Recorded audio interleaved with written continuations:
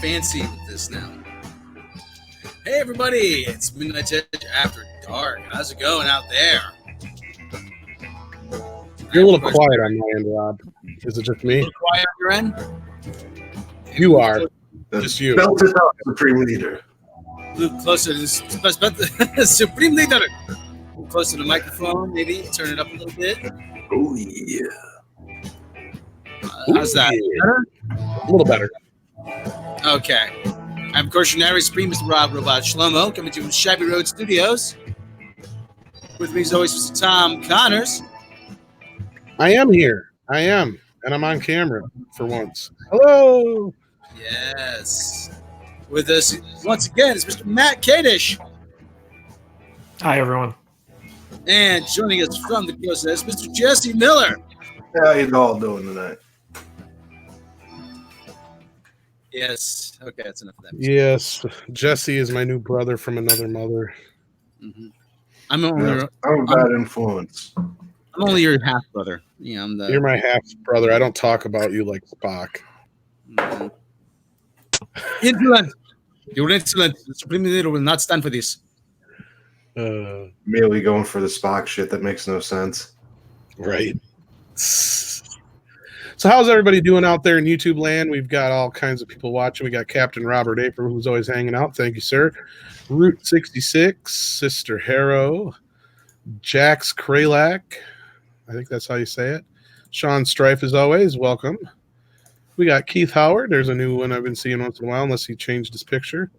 Tyler, of course, our companion in arms in the chat. We want to welcome everybody for joining us. Neil, of course, good friend Neil. How you doing? All right. So, of course, on the panel, we got Matt. We got Jesse joining us. Mecca's taking a little break. She was on the big, long stream we had earlier, so she needed a little nappy time. She's everywhere, man. She's on so many streams, and she's got to do her own videos. Right. Busy worker. It's a living. She does a creepy little book with, like, Jesse, too, every night, too. So, yeah, she's up late. But yeah, we've got that. She usually finishes off another video to get ready for the next day. Right. Yeah. So we got a little bit of news. Nothing real big. If you're a Star Wars fan, or at least a fan of Rebels, I believe the show is no more, or at least it won't be after season 2. I don't know if anybody's really surprised. Does anybody really no, it's Star Wars Resistance, right? Or Resistance, is that what it's called? Yeah, Rebels. Yeah, Rebels was the enjoyable one. Oh, that's right. I screwed up. I'm sorry. Who cares? Resistance was that thing that looked like Voltron, right? Yeah, the one that nobody gives a shit about. Yeah. Well, the funny thing is like this was launched last year with like a great deal of fanfare. Yeah. And everyone was like, this looks like it sucks. And then today they announced the second season and that this would be the last season, which tells you that nobody was watching the show, not even kids. Because for them to cancel a Star Wars cartoon on Disney Plus, or not Disney Plus, Disney XD, I mean, that tells you a lot. That tells you that nobody was tuning in. Star Wars used to be a license to print money. Jeez, what the hell happened? Well, Captain Kennedy happened. That's what happened. George Lucas sold at the right time, apparently. Got out before it got bad. George, did you got no excuse, man. They had a story. Everybody liked it. They could have just made it. Everybody would have been happy. Stop it. And then they gave it all to Ryan Johnson. Yeah, I was about to say, George, did you feel you got out at the right time, George? What do you think about this? Are you kidding me? I got out while the getting was good. Sold it to the white slavers. Retired to an island. I mean, the white slavers. I mean. Well, according to our source that we talked to that's very reliable, he didn't even want to sell it. He just wanted to give it away. But he had to sell it because of tax reasons. So that'll probably be in an upcoming video. Yeah. I'm wondering if they canceled Resistance because they want to move all the Star Wars content over to Disney Plus. I wonder if that was the motivation behind it. If that was the case, they would have just announced it's moving to Disney Plus, I think. Kind of like they did with Orville. Yeah, but usually, like even garbage, they squeeze out that extra season these days. You know, it's surprising that they were just like, no, that means it was doing really bad. Well, there might have been some type of like contractual thing with Disney XD. I mean, who's to say? I do know that they're looking to put all the TV Star Wars content on Disney Plus. So that could have been the motivation behind this decision, or it could have just been that nobody was watching the cartoon. They decided to axe it.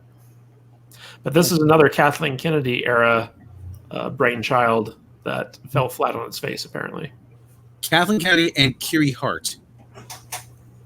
Kiri Hart was a big. I can't find any evidence of what it was, what her contribution was exactly. Like, what was her involvement with this cartoon? Do you know? Who, Kiri Hart? Kiri Hart, yeah. She was take the ball. She wasn't the showrunner, but I don't know. Her involvement with Lucasfilm in this story group deal is pretty vague, you know. Well, I mean, she was supposed to be like I know that Kiri Hart was the head of the Lucasfilm story group, but I don't know what role she played in any of these projects. Like, what did she do? That's the thing. Nobody knows what role these people play because they just show up, have coffee, talk, laugh at the little people, and collect a paycheck. That's all they did. It seems like. Well, it's just ha ha ha, sticking it to the man. Like I don't even know what. Let's see how long this. I don't know what the responsibility of anyone in the Lucasfilm story group is. Are they like fact checkers? Do they come up with concepts that they then hand off to other writers? Like, what exactly does a story group do? I think they have coffee. Well, they probably do. Yeah. Professional having coffee. They probably bullshit about their lives for about, I don't know, half the day. Then they, talk about like a paragraph for like an hour, and then, they go to lunch. I mean, like they had to have some type of function at Lucasfilm. Like they had to have some type of input or task that they had to complete, but I don't know what that is. And I don't think I've read it. Like I've tried to research this, but I can't find anything that specifically says what the story group does. I know that they kind of helped out with Rian Johnson when he was writing The Last Jedi, but that doesn't really say much. It's kind of like all the inconsistency in that film in terms of Star Wars lore. Like they definitely weren't fact checking him. Yeah, what would have been helpful is if the story group just like took one day to watch Star Wars. It's before their time. According to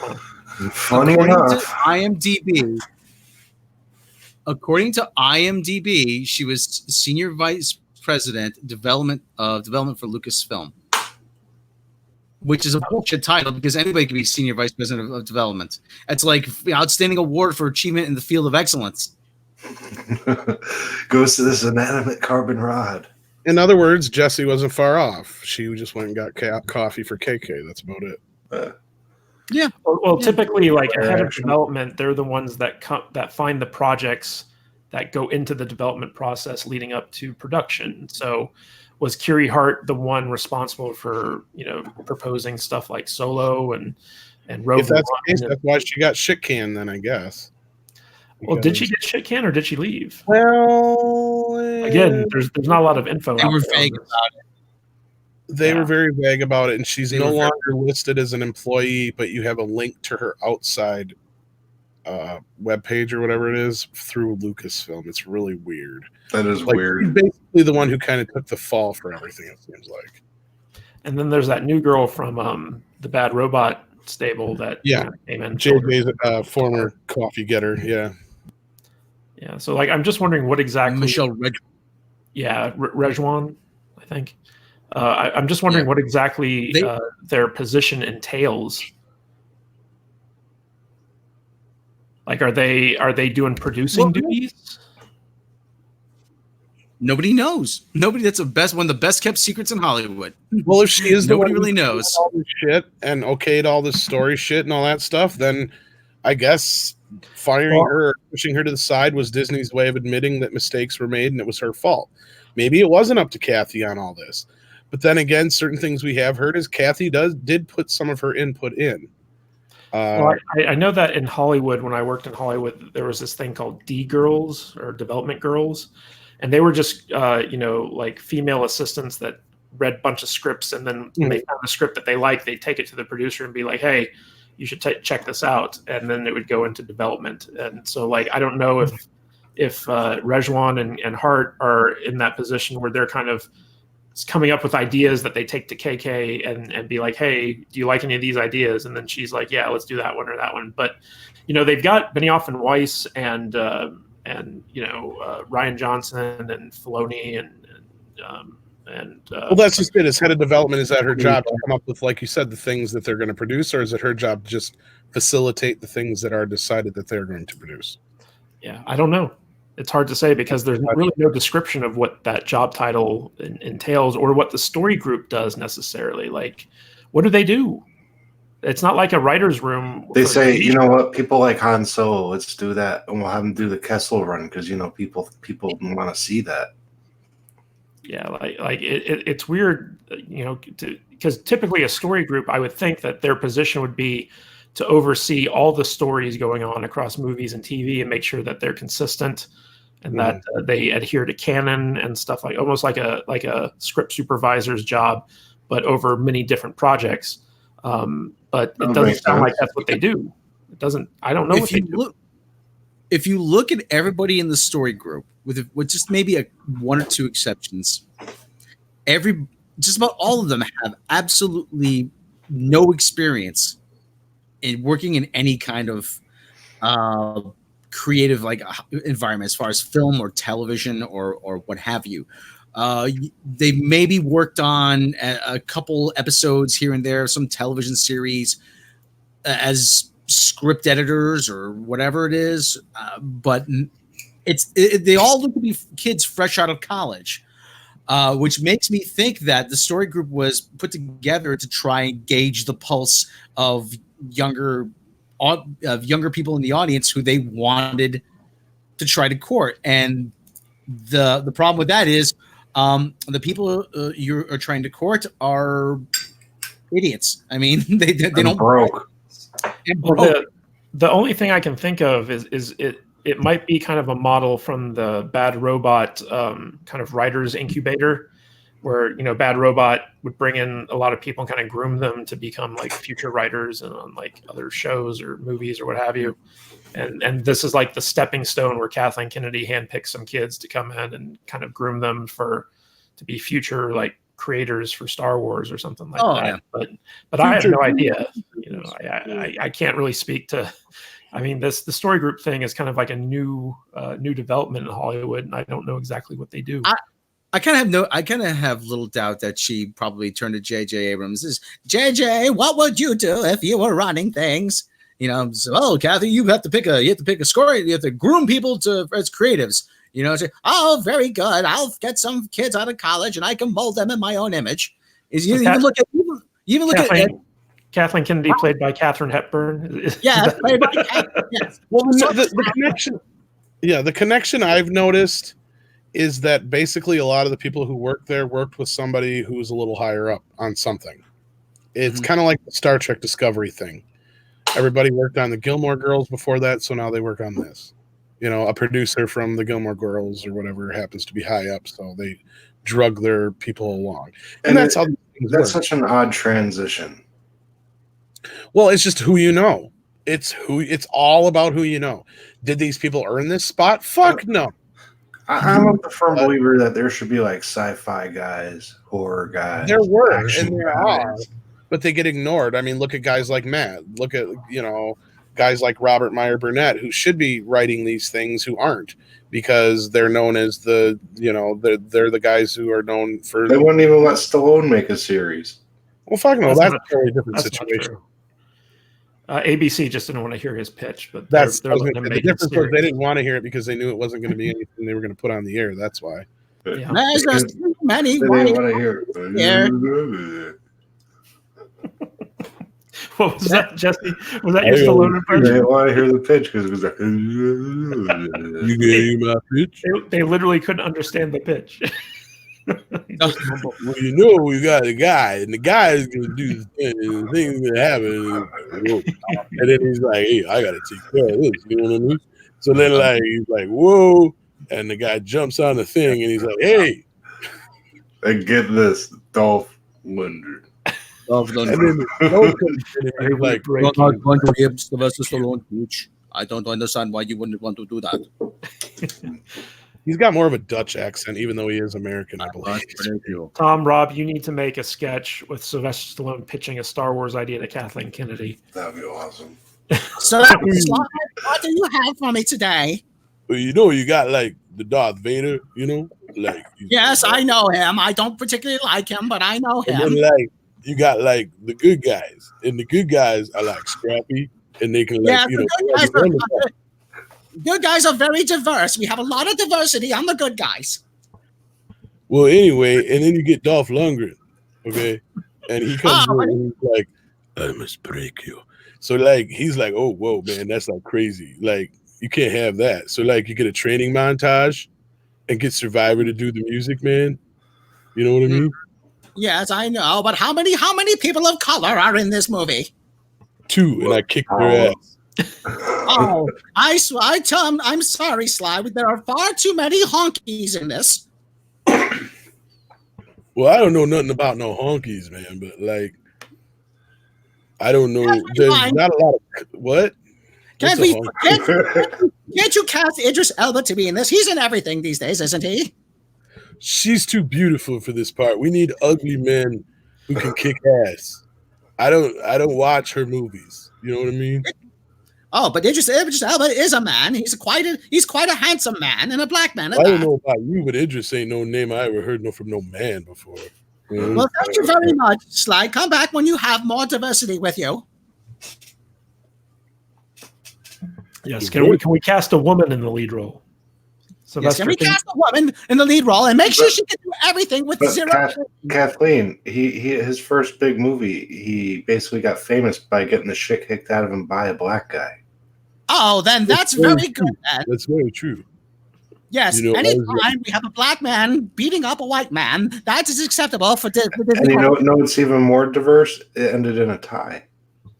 But the black man should have beaten him soundly. He should have knocked him out and said, "Ha! Take that for your oppressive ways, Whitey."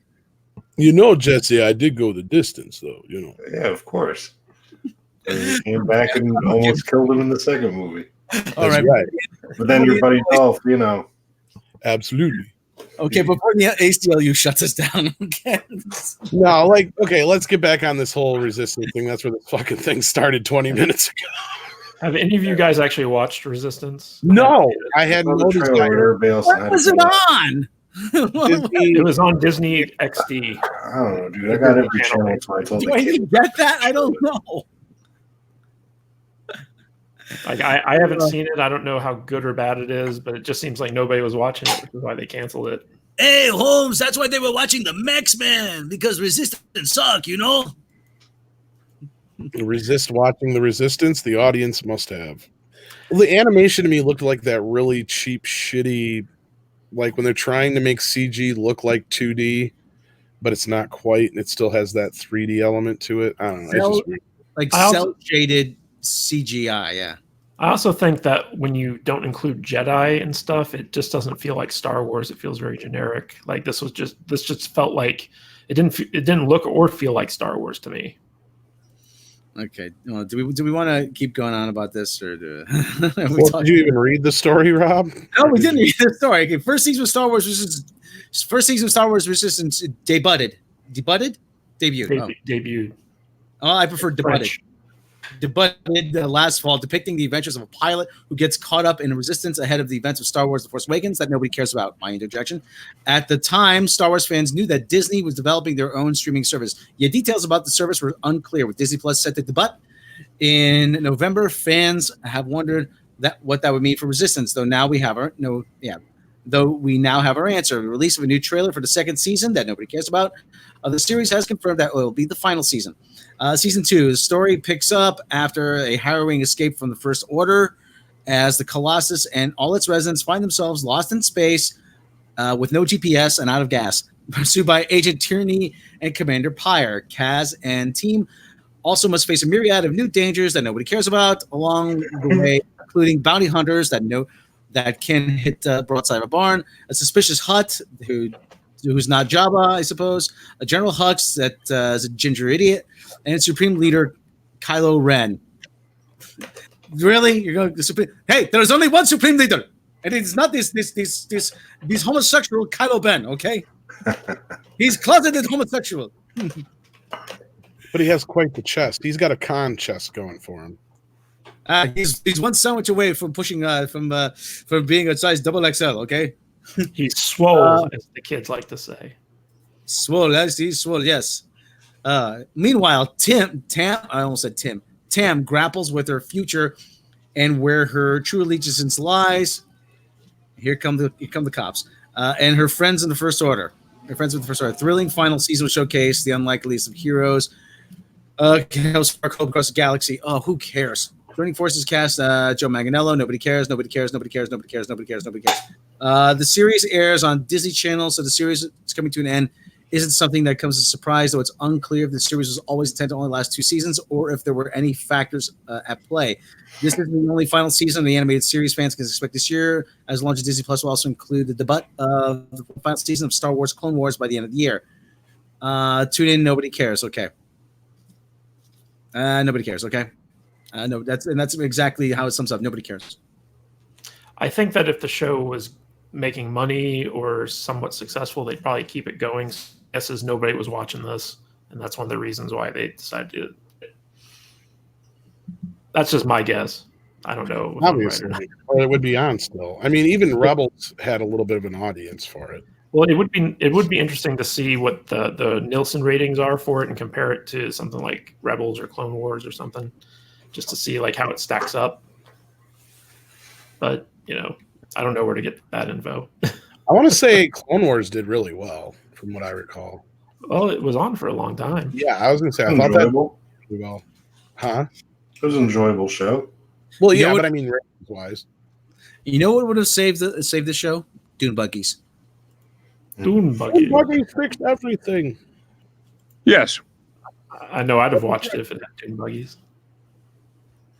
Okay. All right. Let's move on. This one.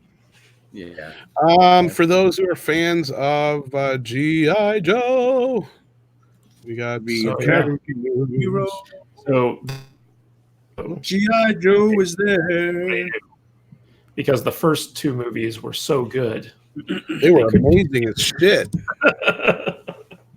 Oh, so awesome. I can't even believe I sat through the second one. It was so awesome. Like, yeah. It's funny. Steven Sommers, he's made some of my favorite schlocky movies, but he's also made some of the worst out there as well. Like, one of my guilty pleasures is this movie called Deep Rising, which is a very terrible, like, kind of horror movie / action movie. But there's something just so fun about it that it's enjoyable to watch. It's one of those movies that, it's bad, but you love it anyway. And he also did The Mummy with Brendan Fraser. He did the first 2 Mummy movies, I think, but the first Mummy was actually really good. And then he went on and he did G.I. Joe, and his magic did not translate well into the G.I. Joe universe. So, when I saw the first G.I. Joe movie, go ahead. When I saw the first G.I. Joe movie, I said to myself, doesn't anybody use a helicopter anymore in this army? What's going on? They're way too expensive. Yeah. They spent their helicopter money on Bruce Willis. Don't you know you need Michael Bay to get helicopters anymore? And then they had those suits that you could jump around in, so they didn't need helicopters. Another movie without Dune Tom, buggies. where you getting? Where what? Tom, where are you getting the story from? I got Digital Spy from Variety. Okay, well, I got this from Variety. Read it from Variety. That's probably the main source. Crazy Rich Asian star Henry Golding is in early talks to star in Paramount's Skydance and All Sparks G.I. Joe spinoff Snake Eyes, sources tell Variety. The captain, director Robert Schwentke, is helming, and Brian Goldner is producing. Evan, who wrote Beauty and the Beast and The Huntsman, The Winter's War, penned the script. Snake Eyes is a silent ninja commander who dresses in all black and never reveals his face and doesn't speak. He stands out among the military anti-terrorist group and quickly establishes himself and who cares as the group's most popular member. Well, they're obviously going to show his face in this movie. Well, if they're not going to show us, well, then that defeats the purpose of the character. Mystery gone. Mystery gone. Well, yeah, the Hollywood's great at ruining the Yeah, story. exactly. They're not going to have a whole movie with a guy in a mask, even though that's his whole bit. Well, I tried to do that, and I just take the mask off because I am the law. You got to find out from why did Viacom say they own Transformers when Hasbro clearly owns them? That's correct. Well, because they own the movie rights anyway. Yeah, they own the movies. They don't own the actual license. They just have the license for the movies. Well, the Deadline got it wrong. It was Storm Shadow's brother. And he's not. He's his blood brother, sort of surrogate brother, after comes back from Vietnam, and his twin sister and his parents are killed in a car crash. So he literally had nowhere to go. But anyway, have you guys seen the relationship with Scarlett? Have you guys seen Crazy Rich Asians? No, oddly enough, it's not my type of thing. I see them all the time. Oh, you mean the movie? No. Yeah, I've heard really good things. It's based on a book that was a bestseller as well. So apparently it did really well, especially overseas. I'm not sure how that translates to Snake Eyes, though. Well, the guy they cast the Silver Samurai was the lead of that movie. Well, that I get, but I'm just saying. Was there any karate in it? Yeah, I mean, you don't exactly need a Oscar caliber actor to play fucking Snake Eyes. It matters more if he can do flips. You know what I mean? Mm-hmm. Well, he's not going to be the one doing the action in that outfit. That's why they didn't put Corey Feldman in a turtle suit. Put Ray Park in the suit and be done with it. That's all. There you go. Well, he's a little old now, but I just want to know who cares about G.I. Joe anymore. It's not like the toys are. It's actually, I guess, I got a buddy who does like a lot of the resell shit on YouTube, or not YouTube, eBay and stuff. And I guess G.I. Joe is still pretty hot. I mean, like maybe to like collectors or something. Yeah, like that. there's that. I don't see kids playing with GI Joes anymore. No, it's not to young kids. This is another thing like Star Wars, to where your entire fan base is the kids that grew up with it. Yeah, but I just don't see who the audience for this movie is going to be. Like, was anyone demanding a Snake Eyes movie? No, see, I have the box set, and my son will watch it, but it's like not what he'll jump to watch, even though he will watch it. You know what I mean? But the weird thing is, like, they're saying that this is a reboot, right? And it's like they're rebooting it based around Snake Eyes. The first movies weren't good at all. So no, they weren't. They really weren't. And they told his backstory in those movies anyway, if I remember right. So yeah, Gary's in the chat. I'll send you the link, Gary, if you can hop in. Mm-hmm. Say hi. I have no interest. I watched the other G.I. Joe movies. The first movie was okay. Did it feel like a G.I. Joe movie? Hell no. It felt more like a Mask movie. I think you've said that before too, Rob. That's a good point. Yeah, as far as like the second film, that thing should be burned along with Cat in the Hat. Yeah, the second film was really bad. But the first film wasn't good either. Marlon Wayans. Yeah, no, but at least it was Marlon Wayans, and it isn't going to be good. At least the first one was a movie. I'm not sure what the second one is. I have yet to figure out what the fuck the second one was. There were so many cameos in the second one too, like big name actors just showing up out of nowhere. But it did give us Adrian Palicki, so I mean that wasn't all bad.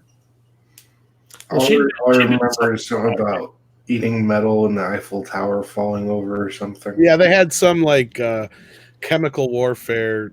They had this satellite that would drop metal rods from space and cause like all types of like catastrophic earthquakes because of science. That's Call of Duty. That's real. Yeah, the main thing about the second movie is that they shot it to where they could get Channing Tatum out of the movie as quick as possible, so they could pay them the least amount of possible. It seemed like, because I don't think he wanted to be in it in the first place.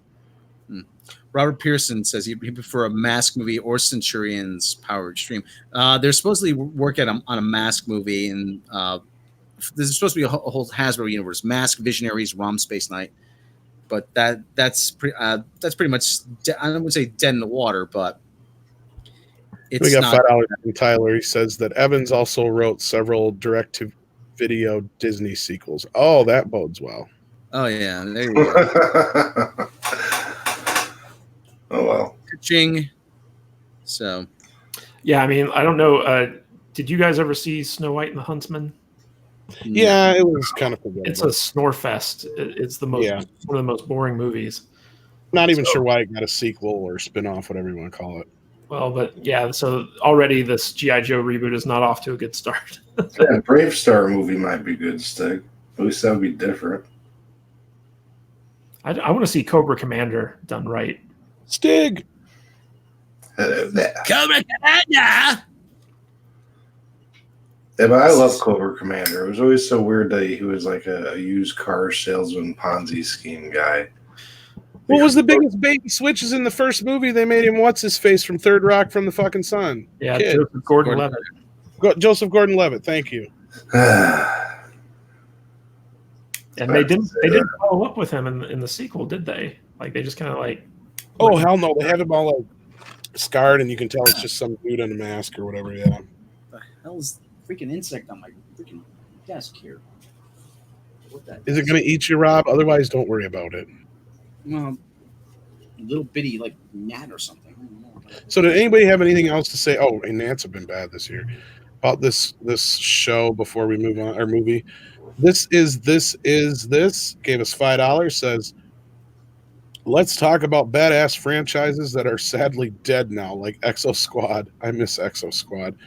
Yeah, there's franchises that have gone bye-bye. I kind of missed The Matrix, even though apparently they're bringing that back.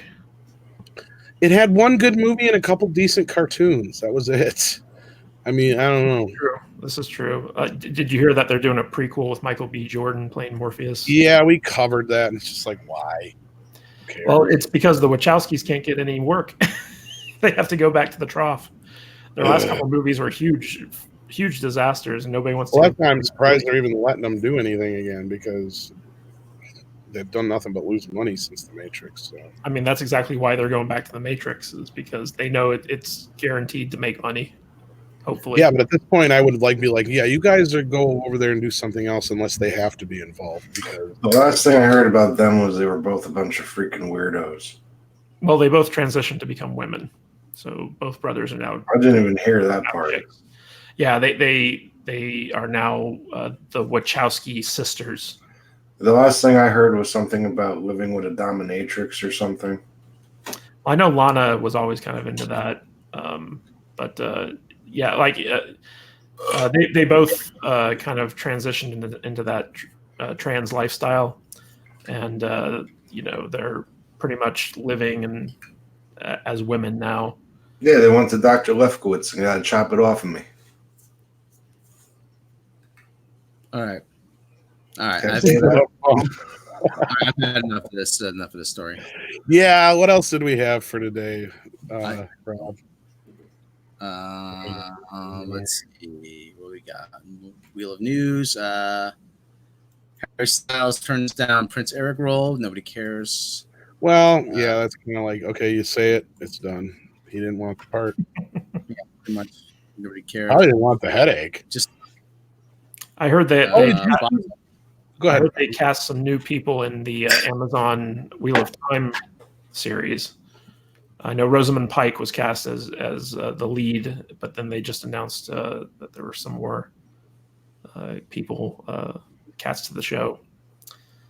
So that's kind of exciting. I don't know if anyone out there has ever read the Wheel of Time books, but no, it's another epic fantasy series that Amazon's doing in conjunction with Lord of the Rings, and there's a built-in fan base for it, and a lot of people are excited about it. So hopefully it's good. Although they're letting some guy who has no producing experience shepherd it through the development process, so that's kind of worrisome. But I guess we'll see. Okay, let's see.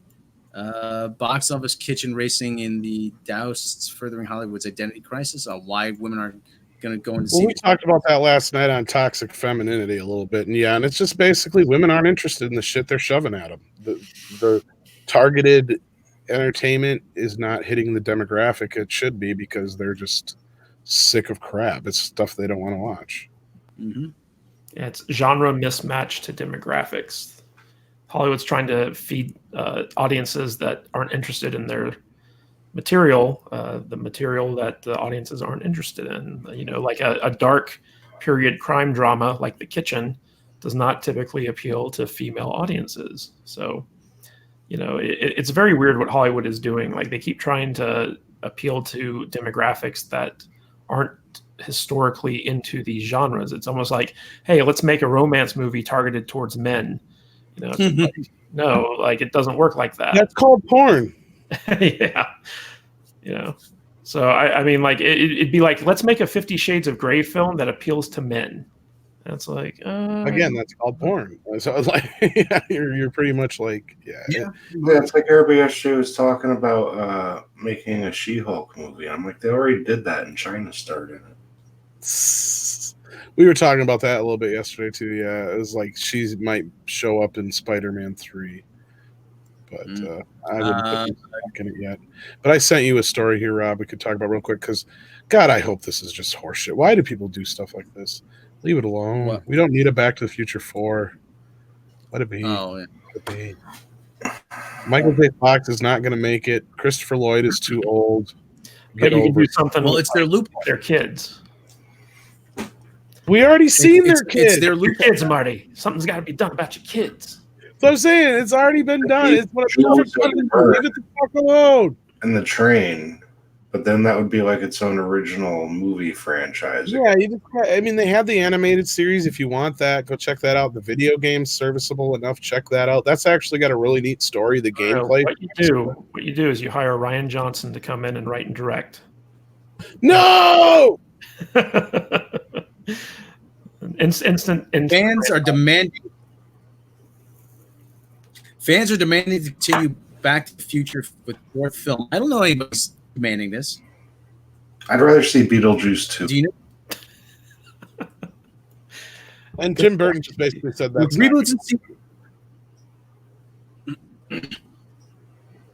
reboots and sequels of popular 1980s franchise happening constantly, fans now want a fourth installment of the Back to the Future franchise. Who are these fans? I want the Supreme Leader demands these fans' names. Yeah, we want their name and number. Supreme Leader's going to visit you. That was your little development room. Your story writer's room or whatever. On change.org. Change.org. Deep dive there, Jesse. That's what they're doing.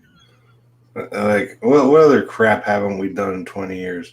Okay, let's just get a list. Okay, well, who owns this? That's the long and the short of how this come about. Every single time. A change.org user by the name of Mason Carr created the Back to the Future petition. In a description, he points out other films like Ghostbusters are getting sequels and that it's time for another Back to the Future film to happen. The purpose of the petition is to show Universal and parent company Comcast that fans want a sequel to happen and hopefully get the ball rolling on such a film. You can see the description of the Back to the Future petition below. It has been almost 30 years since the last Back to the Future movie came out and almost 35 years since the first movie came out, like how Ghostbusters is getting a new sequel next year that is going to be connected to the original films. Could we see this happen for Back to the Future? Robert Zemeckis, the director of Back to the Future franchise, said the fourth movie can't be done. But Christopher Lloyd said he wants to see a new sequel.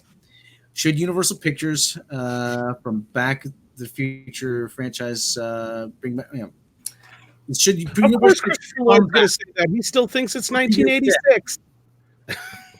I bet a lot. Anyways, this guy goes on to say, I bet a lot of diehard fans want a fourth film as well. No, we don't. And with the return of the DMC DeLorean company, that might increase chances of fourth film happening.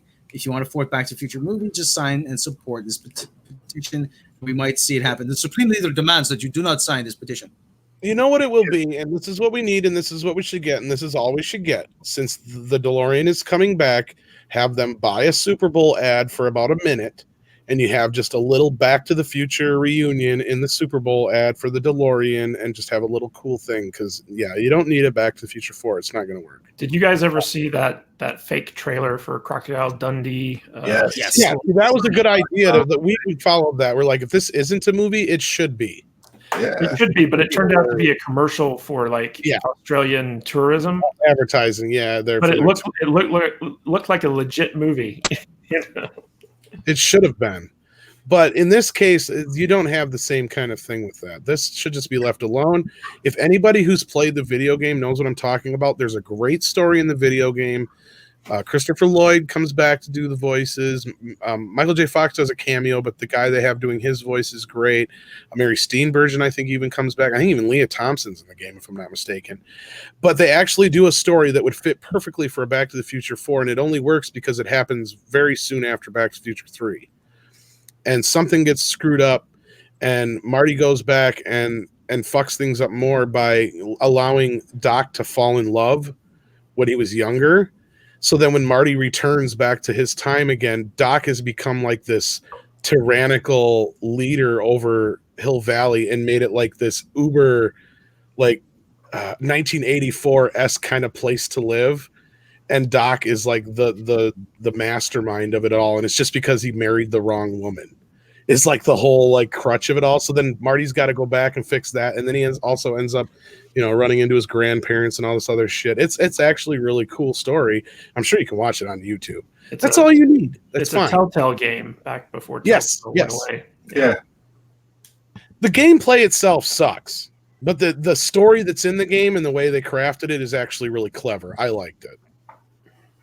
All right. Well, because there's other problems, like because as soon as Marty gets back, the DeLorean disappears because Doc never invented it.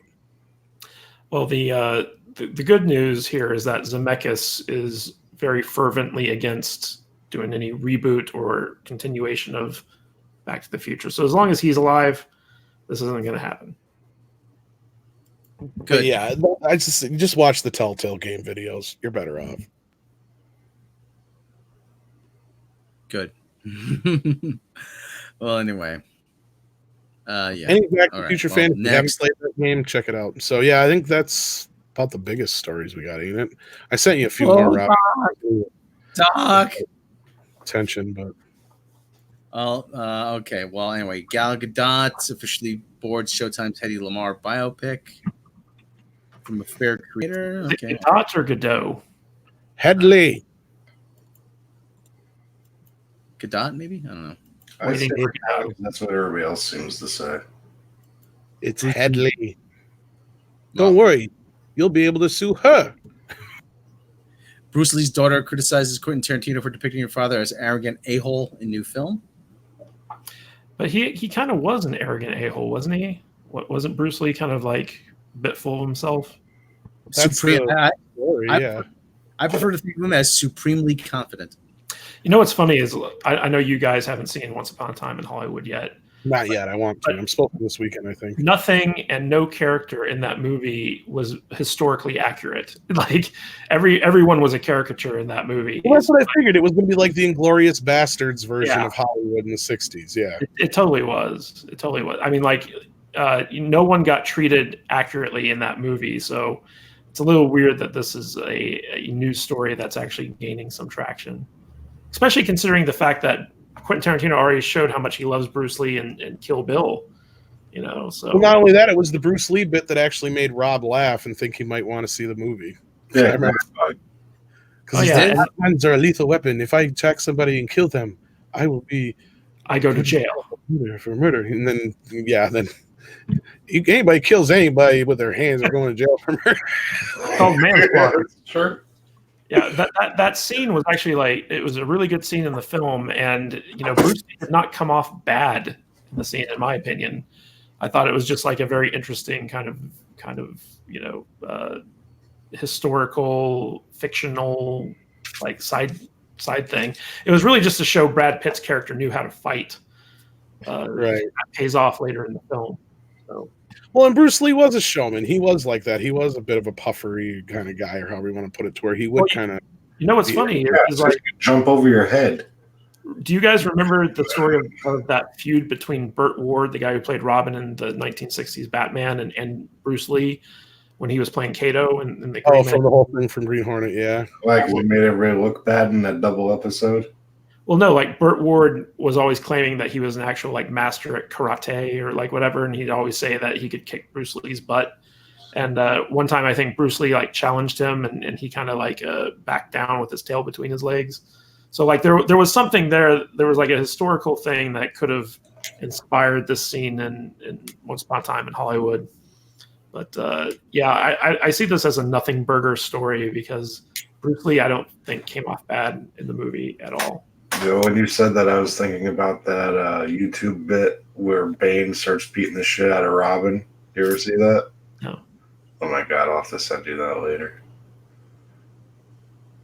Somebody out there has seen it, you know what I'm talking about. It's awesome. Tyler sent us another super chat. $10. Tyler Bioshock. True story. Once saw on the 9th of August. I saw he saw Once Upon a Time in Hollywood on the 9th of August. Oh, okay. The 50th anniversary of the murders. The showtime was also at 12, down to the minute. The entire audience got up and cheered at the ending. Yeah, the ending to that movie is pretty epic. When you guys go see it, you'll understand.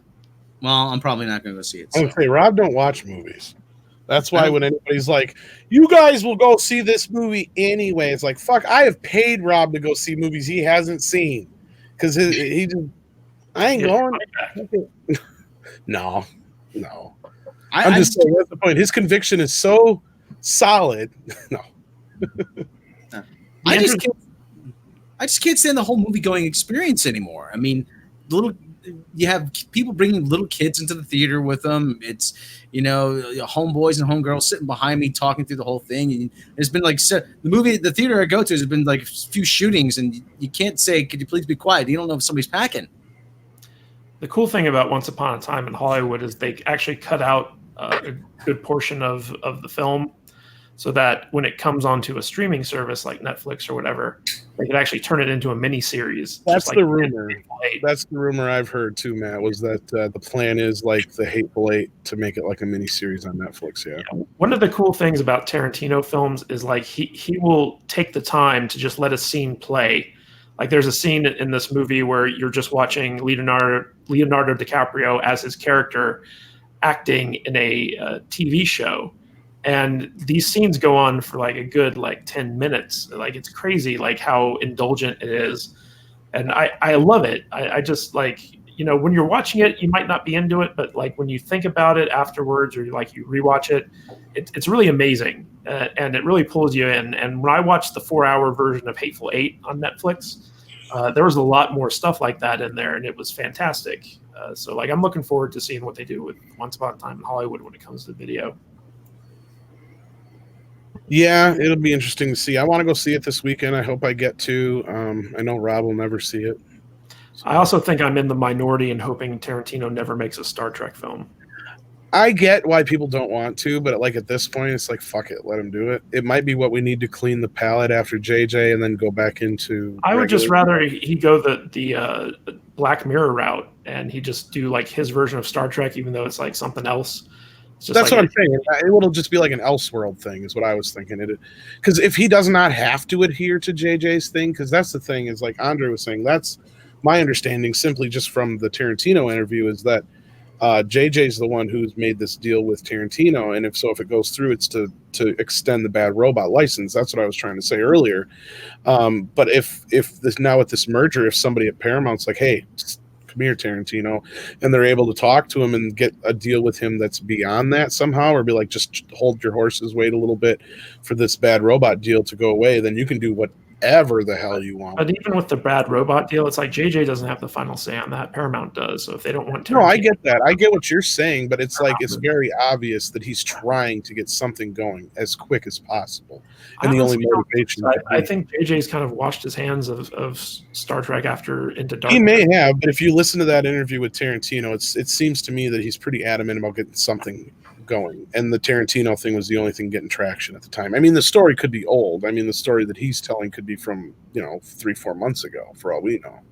I know that around the time that Star Trek 4 was being negotiated, that was around the time the story broke, and it recently got resurrected for some reason. Well, because he's in the news, that's why. And it's Star Trek, and it could be something that somebody behind the scenes is pushing. Again, we got to remember that even though you don't think JJ is interested, he's got his people planted everywhere to where he still has like things that he wants to do, and obviously he wanted this movie to happen. For him to sit there and tell, and I believe Tarantino in the interview when he says it, he's like, people don't like the Kelvin universe. You don't have to follow that shit. You can do whatever they want. If you want the series to happen, the series happened. Do whatever you want. It just, to me, it sounds like he's like, just make this fucking movie so it can happen, is what it was sounding like to me more so. And it felt like he was just trying to extend that Bad Robot contract, because that's the whole thing. The thing about Tarantino directing a Star Trek film, though, like he would never be able to do half of what he wants just because of CBS Consumer Products being there with veto power, basically. Like he would hate it. He'd probably quit.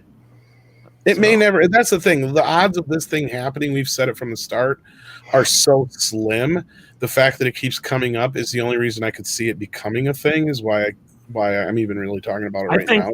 I think they need to get the writers and the director of Galaxy Quest and let them do the movies. Problem solved. You're not wrong. I mean, there's a lot of people I could say that should be in charge that aren't. But as far as JJ goes, I mean, I get it. He's got his big deal in Warner Brothers now, but he still has his other deals everywhere too. So he's still got some kind of, He doesn't have his other deals though. All he's still at Paramount. He's still making the Mission Impossible movies still, isn't he? Nope. His deals at Paramount are over. Like he might be involved in the sense that he's got a deal with Tom Cruise. With Star Wars and shit like that. So, and then he planted his Michelle Rejwan there. That's what I'm saying. That's what he's done everywhere. He's like, he plants people. The interesting thing about the Star Wars things, though, is like Bad Robot isn't really like, you don't see their bumpers on those movies. They weren't on. They're at the end. What was it on The Last Jedi and Rogue One? Mm-hmm. Was really okay. I don't know about Rogue One, but it was on The Last Jedi. I'm pretty sure. I can look again too, but I'm pretty sure I remember Bad Robot's thing at the end of the movie. They don't put it at the beginning, no, because they only do the one thing because they follow. That was the whole thing that started with Star Wars to begin with, and why Lucas isn't in the Directors Guild is because of how he wanted to open the movies, and they adhered to that by just keeping the Lucasfilm logo or whatever on there, and that's it. Otherwise, yeah, it was somewhere, I swear, at the end of the movie, like in the end credits. It may have even flashed the logo at the very, very end. Because I'm sure he's still one of the executive producers on The Last Jedi, if not one of the producers. Yeah, he is a producer on it, according to. That's what I'm saying. So he's a little bit more in depth than you think he is there, and that's the same thing where. Not necessarily, but because I mean, like, it's kind of the same thing with Lost. He directed the pilot for Lost, but then had no involvement with the show for like the rest of its life. Well, he didn't really have a say in the sequel. That's true. But then again, Ryan even said that he asked JJ if it was okay if he went his own direction, and JJ. I'm sure, but what I'm trying to communicate here is that he can be listed as a producer and actually have no involvement in the film. It even says Curie Hart. Curie Hart is listed as a co-producer on the. Yeah, she was, and that's what we were saying is we don't exactly know what her role was per se. If she was the one who made the choices or if she's just the one who facilitated the choices. That's the other thing. And I know JJ's still involved. He doesn't have the say in everything like he, would if he wasn't. So that's why I think he was brought back for 3 too. According to IMDb, Bad Robot is not listed as a production company on The Last Jedi. Okay, I guess I was wrong about this. Walt Disney Pictures, Lucasfilm, Ram Bergman Productions, Formula Film, True North Productions, Jukamari Films, and that's it. No Bad Robot. So even though like JJ was a producer on it, like he was producer in name only, I believe, and Bad Robot had nothing to do with it. Which makes sense because at the end of the day, it's a Lucasfilm production. So unless JJ was directing it and Bad Robot was directly involved in. Yeah, you're right. Bad Robot is only on the production of Rise of Skywalker and Force Awakens. So, but it was on. I did see it on Force Awakens. That I do remember. So that's must have been what I was thinking. So I remember the Bad Robot thing on there. And I don't know if Bad Robot is going to be producing the next Mission Impossible because their picture deal with Paramount's over. They're now wholly over at Warner's. So if there is a new Mission Impossible thing, it might be under a different production company.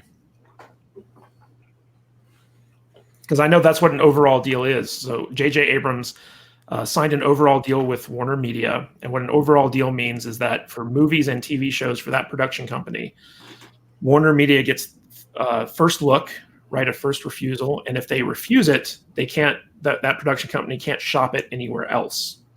So, but, you know, it's quite possible that they could continue doing the Mission Impossible films because that was a deal that pre-existed the overall deal they signed with Warner Brothers. But from this point on, anything new coming out of Bad Robot is the sole property of Warner Brothers until their deal expires.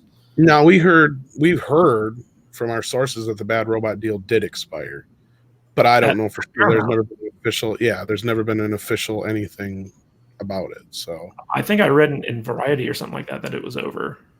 Oh, if you could find that, then yeah, that'd be great because I've never seen an official statement anywhere. So. Yeah, well, typically they don't put an official statement when it comes. No, yeah, that's what I'm saying. So it's difficult to confirm or deny those things. But when we got our sources telling us that, the confirmation is in the deal with Warner's because, in a way, yeah. But I mean, they can't. Bad Robot could not have an outstanding picture deal with Paramount if they signed an overall deal for movies and TV with Warner Brothers. It wouldn't work like that. It does to a point, but then again, I also brought in the Emblem deal before T2, and there is instances where people have had multiple deals at different studios. It just there is, but not if they have an overall deal, because the overall deal specifically states that, you know, the company that's signing the deal gets exclusivity to those future projects. So like if it was just a regular deal, then they could have projects elsewhere. But because it's an overall deal, Warner Brothers gets exclusive. That's why they paid out so much for it, because it's an exclusive deal. Well, if that's the case, then unless Paramount decides to talk to Tarantino, then that project's dead in the water. Period. Yeah, probably. I think all of the Bad Robot Star Trek is dead in the water. I don't think that Paramount's going to be bringing those back. I think that's over, done with. If anything, they're probably going to do either brand new crew and ship for Star Trek, or they're going to take spin-offs from the TV shows like they did, you know, with the Next Generation and stuff, and turn them into movies. So we'll have to wait and see what route they're going to. But I don't think they're going to go back to J.J. Abrams' Trek. I think that's done. We can hope.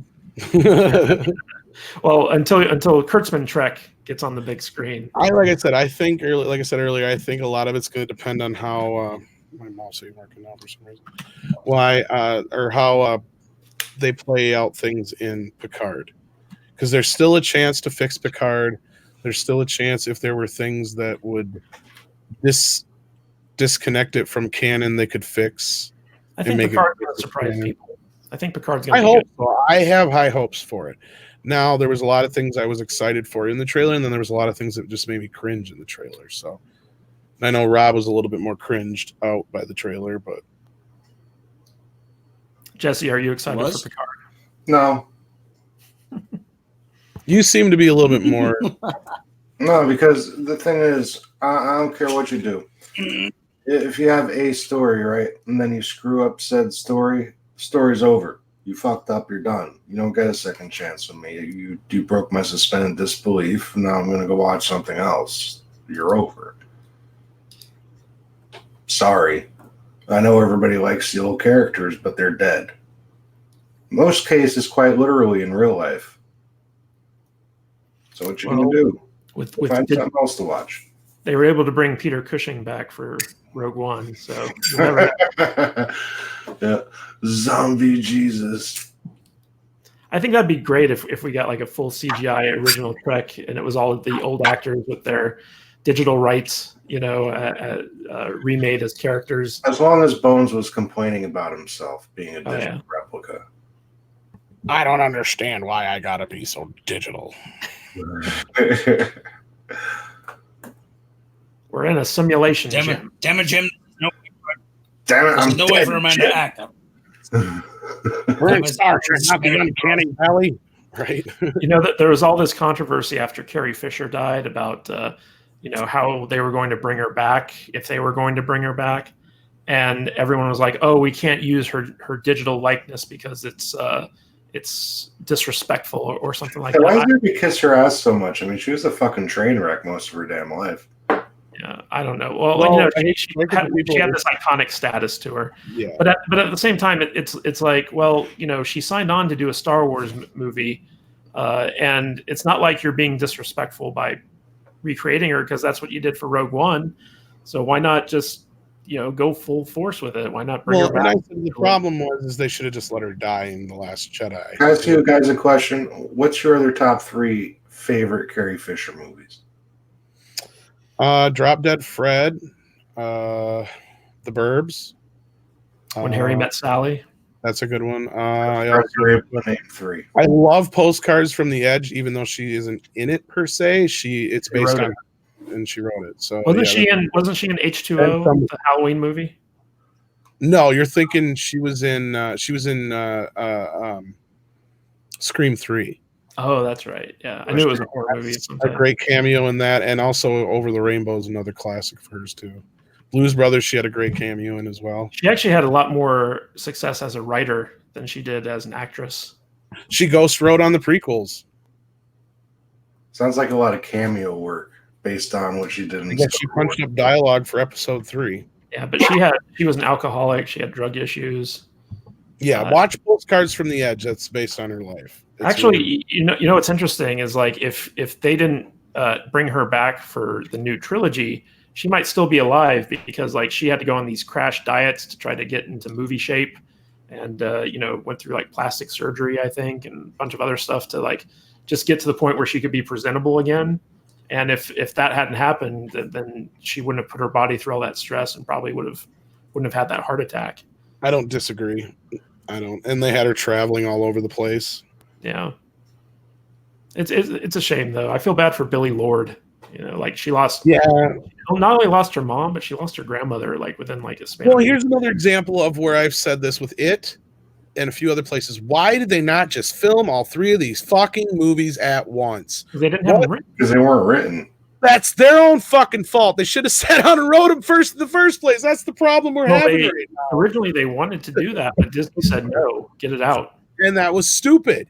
I agree. If there was anything in the history of movies that was going to be a sure thing since The Lord of the Rings, this was it, as long as you planned it out and did it right.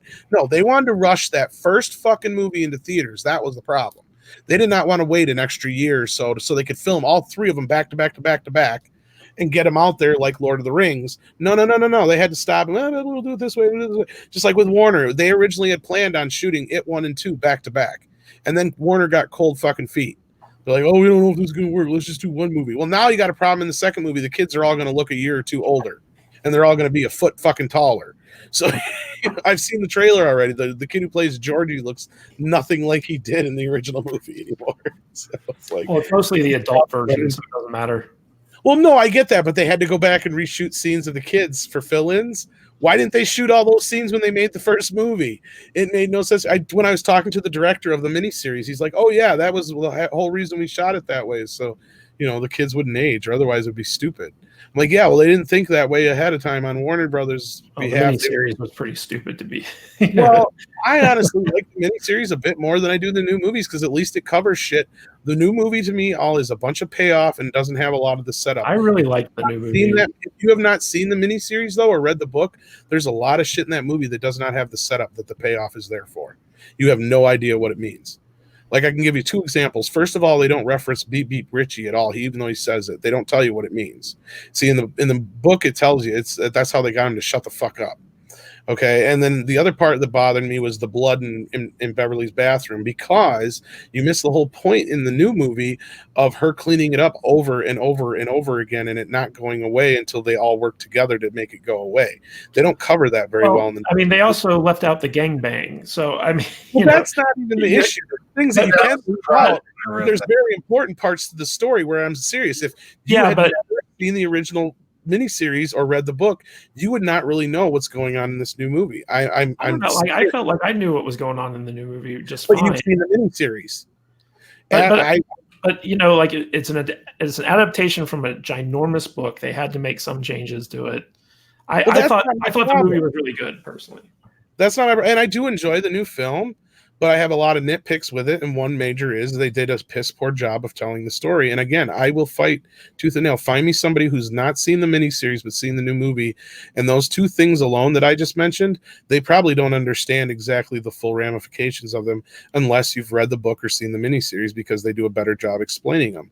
The movie has way too many payoffs and jump scares and not enough of the actual story that's in the original miniseries. Because even most people who dislike the miniseries will turn around and say, oh, well, at least the first part was good. The second part is what sucked. So I'm telling you right now, everybody get ready for this second part of this movie to suck, because it does. It's a boring part of the story. It's the same thing you've already seen. I don't know, man. Unless they do a bunch of stuff that's different, it's the same story.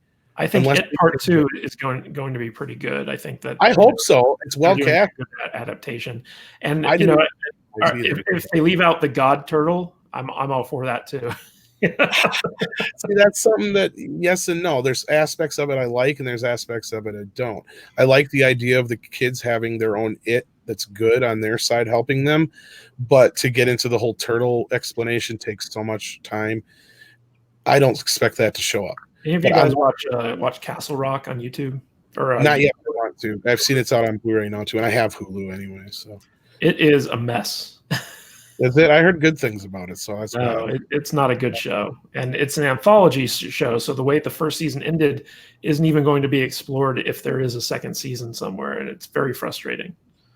Hey, with the original novel, complete and uncut, that was like what 1,100 pages, right? Oh, like 12 or something like that. Yeah, you'd never be able to adapt that all. See, the problem with there's so much stuff in that book that's just like fluff. Like it's almost like at certain points when he gets back into talking about the past, it's almost like he's going through a writing exercise. He's just trying to go through all the different. He did that. Yeah. I was going to say, you have to remember Stephen King was out of his mind on coke when he was writing these books. Yeah, he wrote some of his best shit on coke, but that's not the point. The point with this book is there's too many side stories and side characters that get nowhere. Yeah, that's my problem with this book. The only thing I've seen in the trailer that they might explore that they haven't already in the miniseries is its origins. And I mean, like the actual, because they showed it in the trailer. Yeah. And I don't know how much they're going to change, because unless they change a lot of shit in the story, I'm telling you, it's the same. Like, they literally go down and do the same exact thing they did the first time.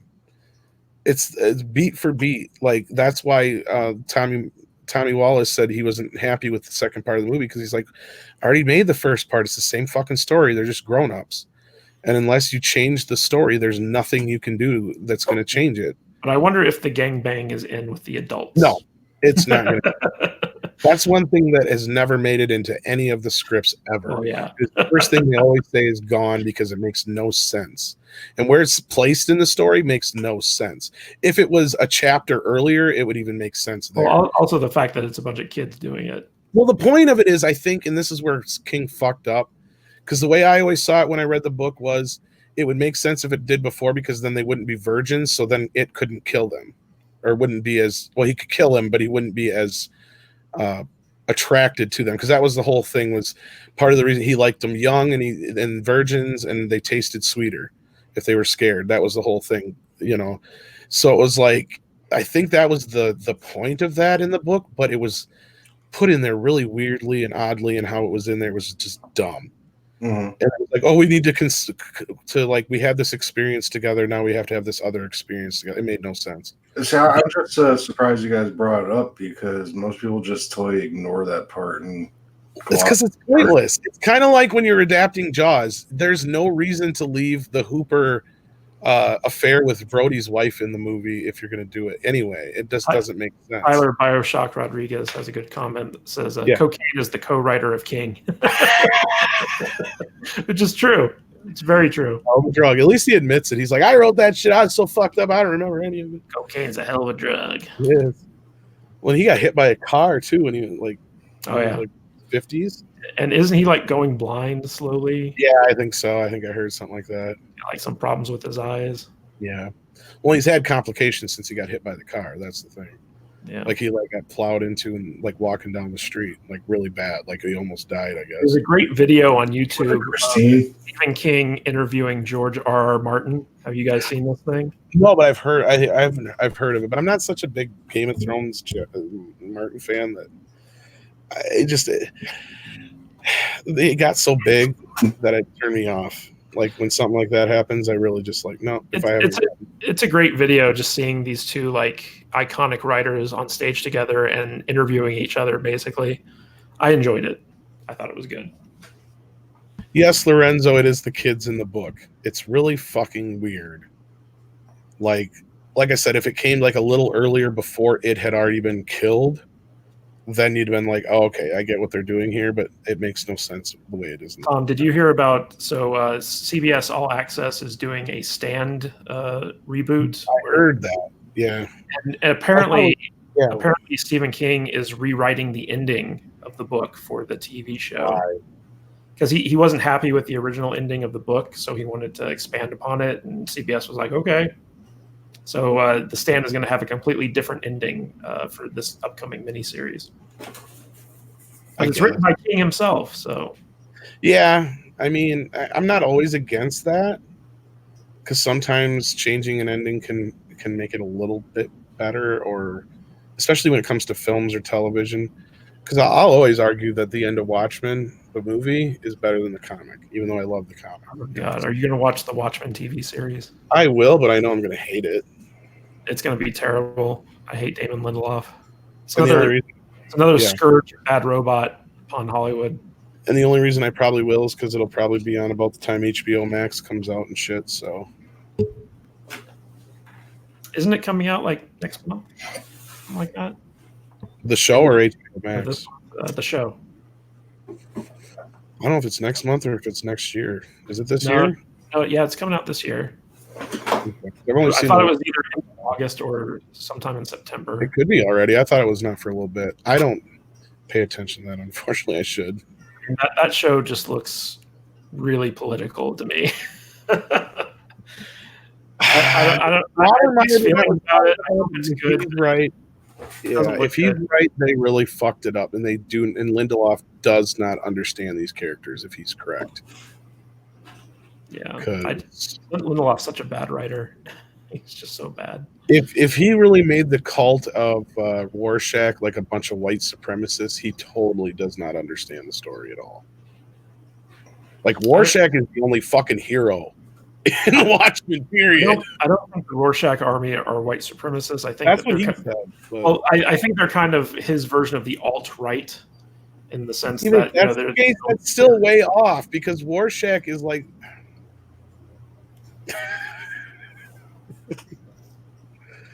No. No. It's okay. They're just gonna take the character and make him a whole different character. And I love Rorschach. Their agenda. No, because he's the only. Not okay with you? He's the only fucking hero in that story. The only hero. But now he's a white supremacist because Trump bad. Isn't that okay with you? Oh, Jesus Christ. I don't even want him to do that. I don't want this fucking politics in my fucking stories. I don't care about some social commentary. That's fine. If it was part of the story. Yeah. Oh, no, well, okay. Yeah. You didn't write it. It's always been written story. Yes. But why do we... Watchmen exist in a world where Richard Nixon ran, 4 terms? I don't get it. They also existed in a world where a giant squid wiped out New York City. Well, that's why I like the ending of the movie a little better. It makes more sense to make. Well, apparently the TV show is going with the ending of the comic books for its which is fucking canon. weird. Yeah. I mean, I get it, but I don't. That's the one thing I will give Snyder or whoever changed that in the movie that made more sense to me. It makes more sense. I know some people don't like it, but yeah, Jeremy Irons is Ozymandias. I think that's a good casting call. But apparently better than the guy they had in the other movie. Yeah. Apparently Ozymandias dies like really early on in the series. In the trailer, you can see that there's a newspaper headline about his death in there, and it's kind of interesting because the original one is all. Yeah, in the comic, the whole story was sparked by the death of the comedian, and so now it might be the death of Ozymandias in the series. Who cares? He deserved to die. Brave New World. I'm just waiting for all the Ozymandias and Trump comparisons. Oh Lord, Be please so don't. political. Why? And Jason Isaacs, there's another one who did that same shit this 2 weeks ago at Star Trek Las Vegas. Well, he's never been shy about it, expressing his opinions. I know, but for those who wanted to say we were lying about the whole Trump thing being involved with Star Trek Discovery and all that crap, Jason Isaacs basically confirmed that shit the last weekend before, from what I recall. So there was a very heavy political statement being made there. We got a $5 super chat, Rob, since you've been so quiet. I think Rob $5 might be super chat. This whatever. This just hit his. Yeah. Hit his. Yo man, what it is? At least Star Wars films are doing better than the Star Wars video games and EA's greed. The head of EA called Star Wars nothing but a money train. Well, he's not wrong. Shutting down copyright strikes for live streaming Battlefront 2 for an hour and a half, and then they got crashed. the shutting down of LucasArts was the biggest mistake ever for Star Wars, in my opinion. I'm really hoping that Disney does not renew the exclusive license with EA. Like, if EA wants the Star Wars license to make games, let them have it, but also like don't make it exclusive. Let like open it up to other studios. Because I mean, like they've had the license for how many years now, and they've only made like 2 games and a mobile game. Yeah, and you know what? Battlefront 2, it looks good, but the game mechanics are shit.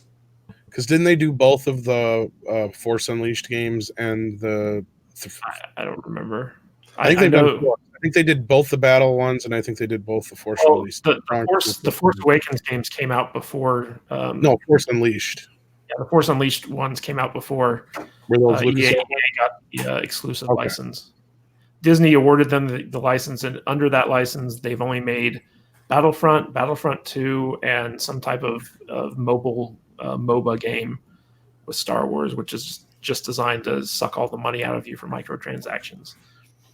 So it's kind of sad, really. Yeah. Well, and that was their big downfall that pissed everybody off with the second game. Yeah. I mean, I'm not a big gamer, but I do have Battlefront, and I have like the Force Unleashed. I think I really enjoyed Battlefront 2. I thought it was a fun game, but like the monetization system in it was all messed up, and after they got rid of that monetization system, EA lost all interest in supporting that game, and so like it's gotten really slow updates, and the player base has really shrunk, and nobody is really all that into it anymore. I still watch some Twitch streamers who play it, but and the sword fighting sucks. In the trailer, it's like it looks like a sword fight with parrying and moves. They haven't added any new weapons or anything like that. They don't add a whole lot of skins, so like they're not really making a lot on microtransactions, and it just feels like they've given up on the game. It just seems like that's all they've had lately for that game had been different stormtrooper outfits. It's like, that's nice. Yeah. And they've canceled so many Star Wars games too. EA has. It's actually like kind of sad. Would have been nice to have gotten a few more in the years since The Force Awakens popped into theaters, but. What are you going to do? You can't tell these big companies to get their crap together. You could. They just don't care. Well, I think EA is really scared about the new loot box laws that are being passed all over the world, because that's where they make the bulk of their money from, are those like FIFA, Ultimate Editions or like whatever, where it's just wall-to-wall microtransactions, and you get people spending money like idiots. And if those things get banned, then EA is in deep trouble. So interesting. So anyway, Rob, what do you say? Is there anything else to talk about, or should we put a cap on her? I don't know. I gotta put tacos. Fucking tacos are waiting for me, Rob. Yes. Tacos. I'm doing buggies. How My curious. favorite 4 things. You know what my other 2 favorite things are? What are they? Oops. Oops. Because there's two of them usually. That's right. They're a pair. Hey, you know you got some boobs. You got some tacos over there. Boobs and tacos and dune Taco buggy. Verde. And all at the same look, time. Messy. Pinkerton fainted at the market buying canned salmon for her puss. That's right. But at least if you get tacos all over the bosoms, you get to eat your tacos off of the bosoms. So it's a win-win. And you're in a dune buggy at the same time doing it. So Boobies and pink tacos. yes, because they get very excited in the dune buggies, the ladies do. They like them. Oh, girls dig the dune buggies. That's for sure. Very, very much. Hey, Jesse, is that your pickup line where you go like, hey, baby, want to ride my dune buggy? No. Try it. First off, because what if they say yes and I don't have a dune buggy? It's It's a in the metaphor. shop. It's a metaphor. Oh, yeah, a metaphor for That's engaging with you. That's not going to get me anywhere. Oh, ye of little faith. It's You say, would you like to ride my dune buggy? buggy, and they say yes, and then I say, oh, I don't really have one. Tom, next Yeah, time you're on but- Toxic Femininity, just ask, anybody want to ride my dune buggy? What you do, Jesse, is you say, would you like to ride my dune buggy? And when they say yes, you take them to a nice dark place and you whip out your wiener and say, hello, this is my dune buggy. Have a ride. So I think I just Me Too'd. Are you trying to get me arrested? That's what's going to happen. I'm just Me Too'd. Yeah.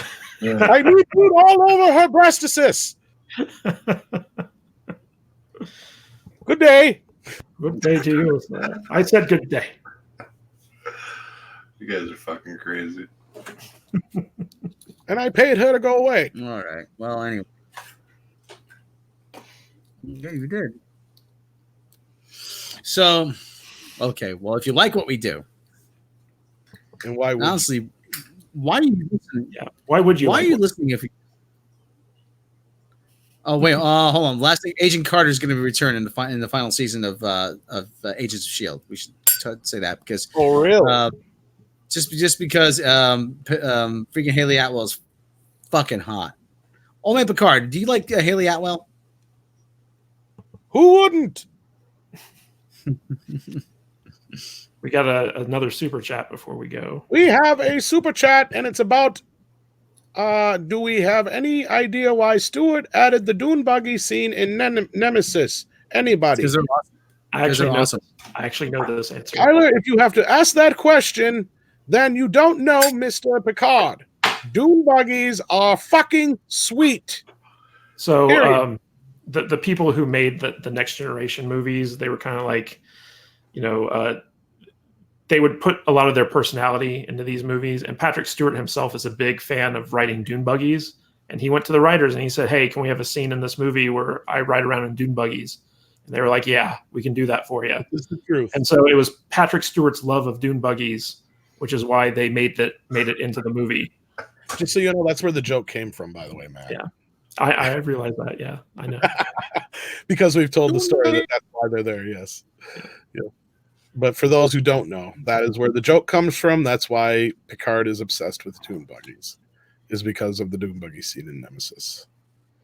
Yeah, but it stems from Patrick Stewart's love of dune buggies. It's a real thing. And that's why it's a relevant thing. Dune buggy. Dune buggies and guns. I like guns. I love Red Letter Media's take on that because they're like, they have the ability to fly in this world. Why do they need dune buggies? That's why you get dune buggies that fly. Period. Done over with. But then they're not dune buggies. They're shuttles. No. You're still dune buggying, but then you're like, oh shit, there's a canyon. Kick on the boosters. Dump the canyon. On the other side, oh, I can go back. Okay, now I'm back on the tires, dune buggy. It's cool. Well, okay. Well, anyway, Agent Carter's coming back for the final season of Agents of Shield. No specific details. She's hot. Why wouldn't she come back? That's. Does pretty anyone much. care about Agents of Shield anymore? Well, if Peggy Carter's coming back, then I'm going to care. It's going to be old. Is it going to be old Peggy Carter though?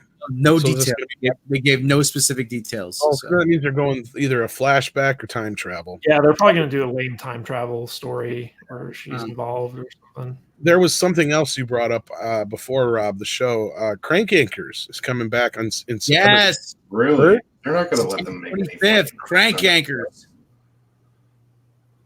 Because Comedy Central is so desperate for viewers, they have to bring back a 15-year-old series.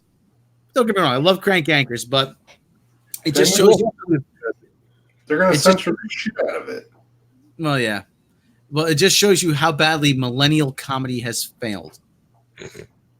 Yes, Larry, you jumped just like Knievel Evil Eddie over the thing. Like I want you to did. know. I want to know when Comedy Central is going to get an actual funny person to do the Daily Show. What you doing, like Chip and Noah? Oh, I didn't do it like that. Had It's to not like say that. It makes me want to slap him. Yeah, He it knows does. exactly what he started. Yeah, He knows Trevor, exactly what he started. Trevor Noah is not funny. I don't know who thinks he is. Not Rob. No, certainly.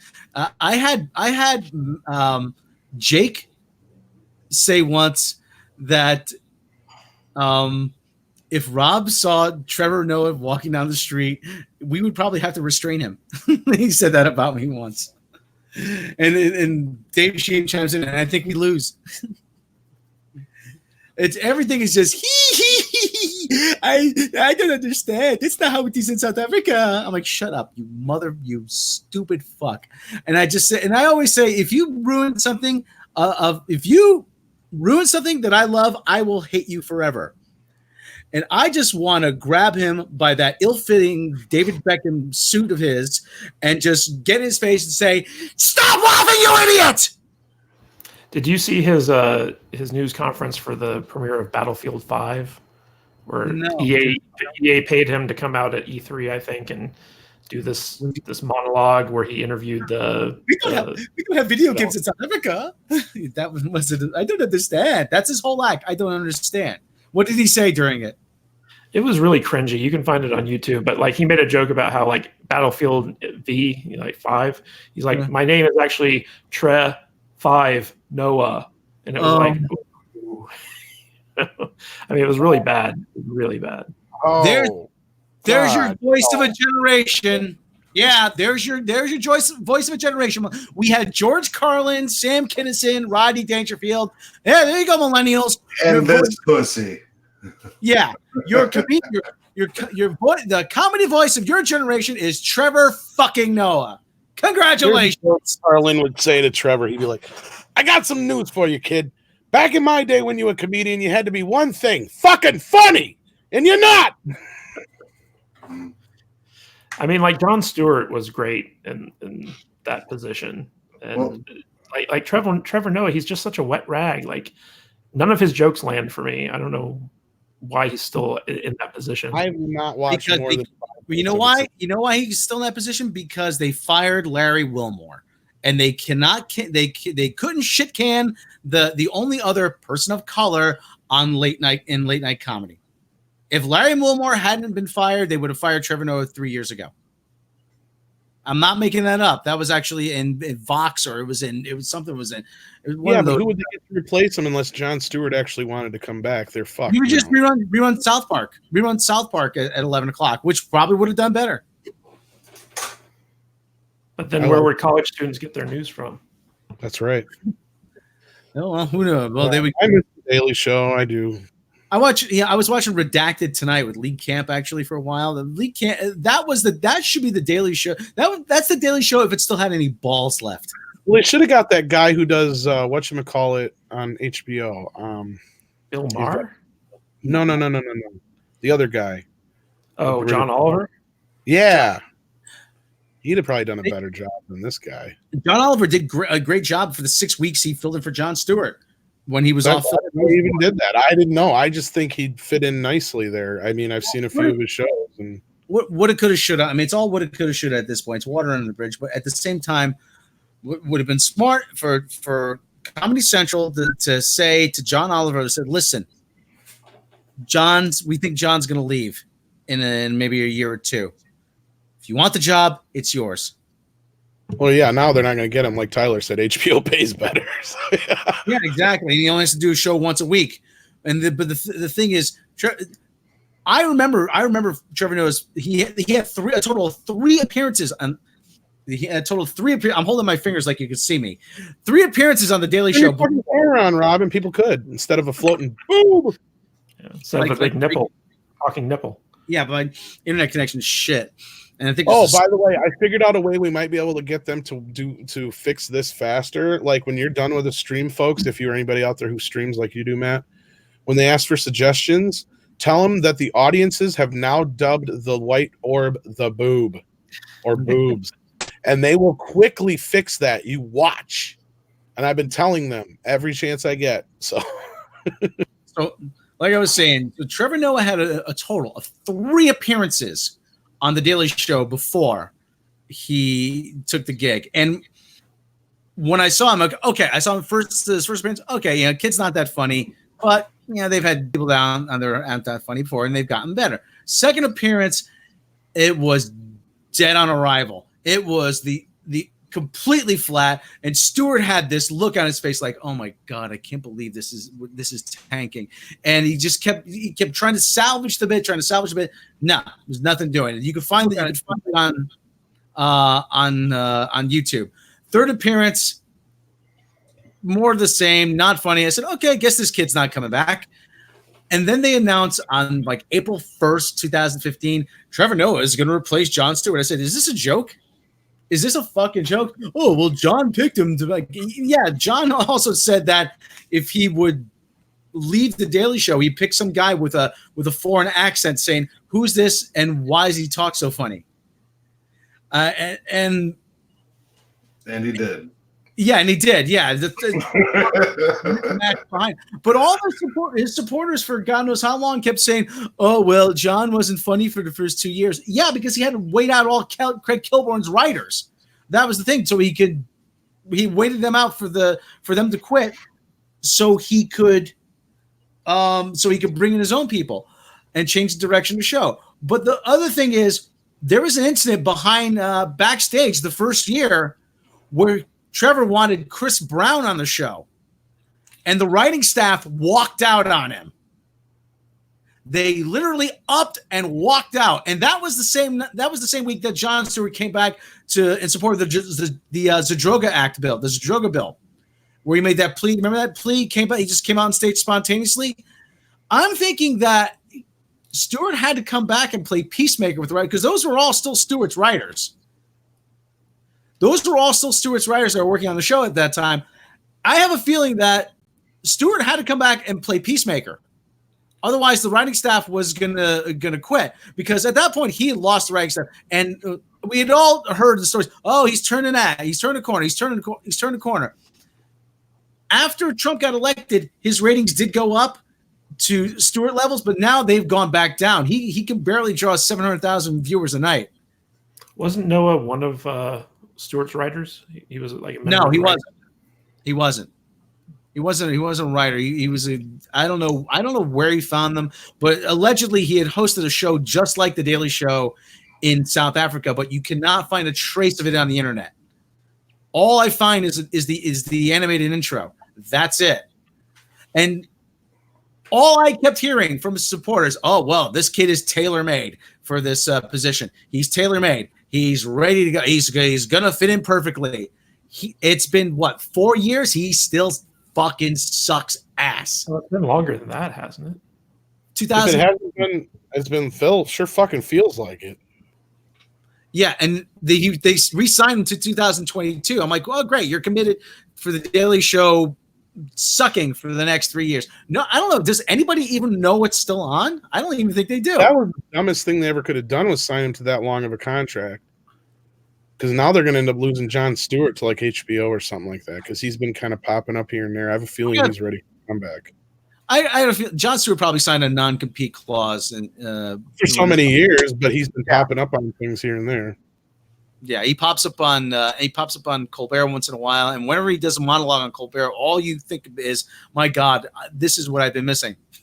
So, yeah, but yeah, I had a video actually prepared about that. I was preparing for him to be fired, which is when I was going to drop it. But now that he's been re-signed, I'm stuck with the script. I may do it on my own channel at some point, just as just to say, hey, I have this script. I thought things would turn out differently, but this is it as it is. And the only reason why they made such a big stink, he had Tommy Lahren on, and the only reason why he had Tommy Lahren on because he wanted a date with her. He was out having drinks with her later that night. Well, Tommy Lahren is pretty attractive. So. Oh yeah, I don't fault him for that. But still, I mean, this is such a turning point. He's bringing people together. No, he's trying to get fucking laid, which is it's only hey, I don't blame the man. But you're trying to don't piss down my back and tell me it's raining. And you can tell how I get fucking pissed when I think about it. You ruined the fucking Daily Show on me. Okay. So Trevor Noah and Alex Kurtzman. Those are your two.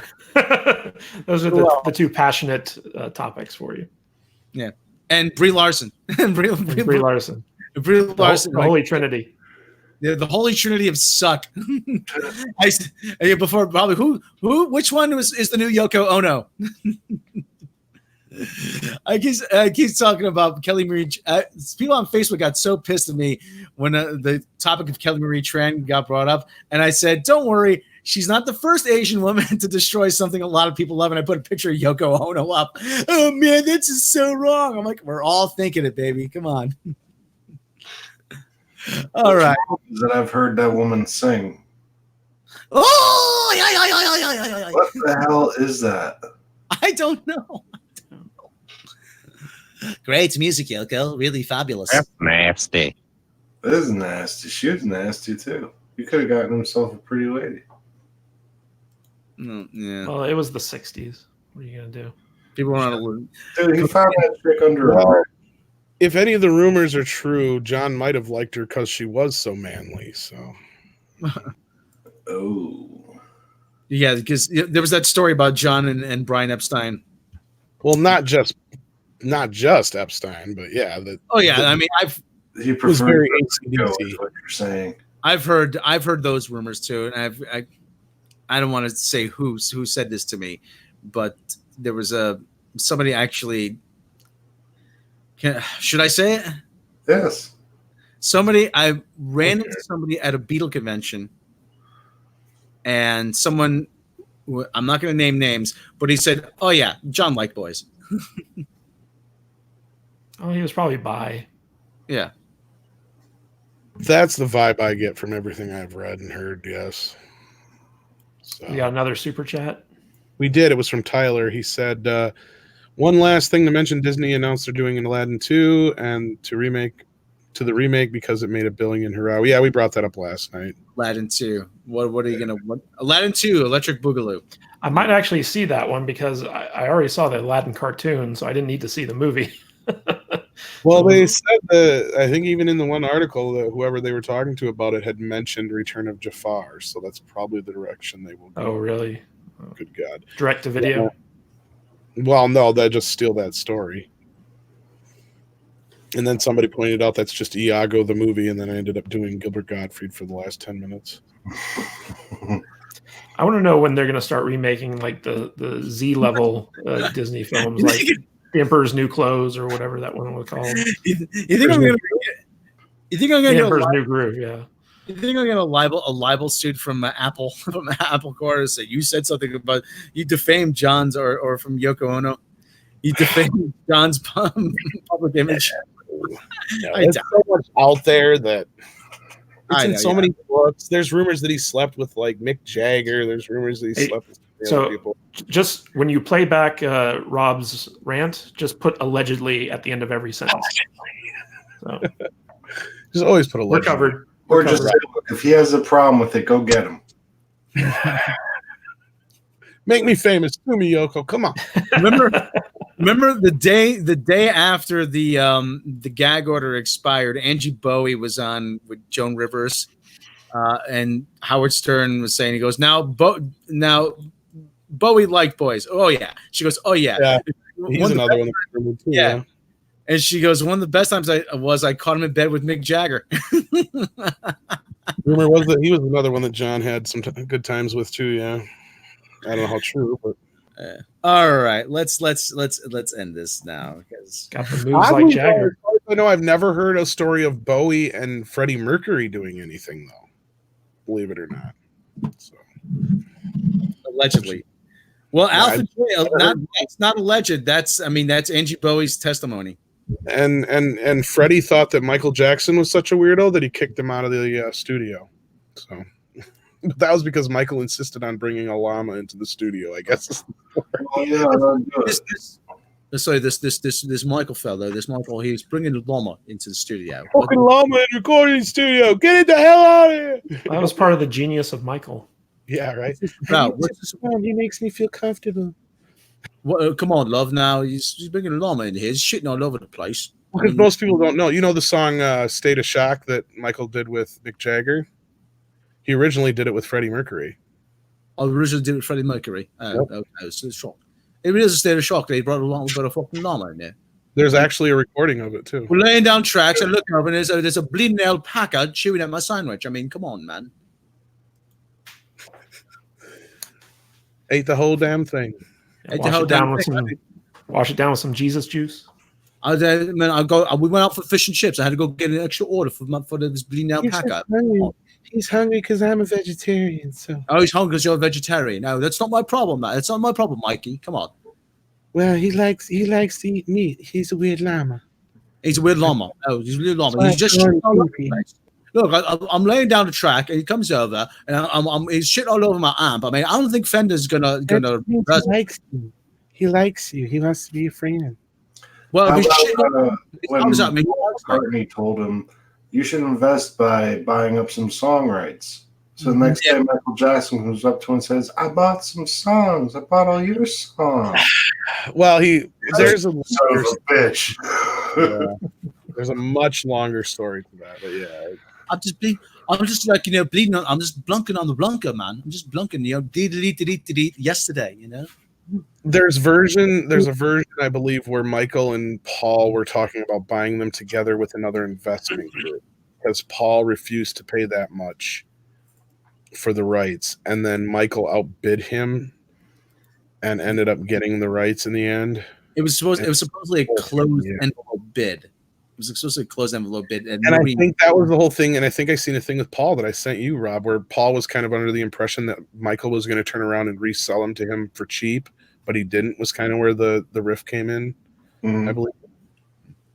Yeah, well, now Sony owns the whole thing, so yeah, that's the other part too. Is that really fucking screwed the whole deal up. So when Michael ended up having some financial issues, he sold part of the catalog. He leveraged 50% of the catalog to Sony for put it up as collateral to fund that big comeback. Remember that big comeback thing with Marlon Brando on stage at the Garden?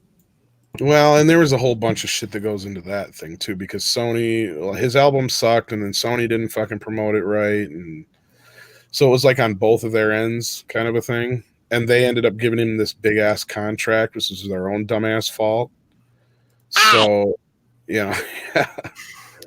I think my favorite Michael Jackson moment is when he did the Super Bowl halftime show, and he just stood there for like a good, 10 minutes. That's what he did in the beginning of the shows too. He'd do that if you watch any of his live. He just jump up there. Yeah, just wasting the most expensive advertising time and television, just standing there like. He loved that. You know why he said that Madonna hates him? And I heard this in an interview with Michael in his own words. He's like, you know why she hates me, right? It's because I get the girls to yell for me. She can't get the girls to yell for her. Oh, you can't get exactly what he said. Oh, can't get the girls to her. Yeah. Let me tell you, Madonna's so manly that she can have any girl probably that she wanted. I tell you, man. It's just, he loved that he could just get the girls squealing. We got another super chat. Like 5-10 minutes. Yeah. Oh, we did. So I've learned that love's not possession. Stop teasing me, Tito. Stop it.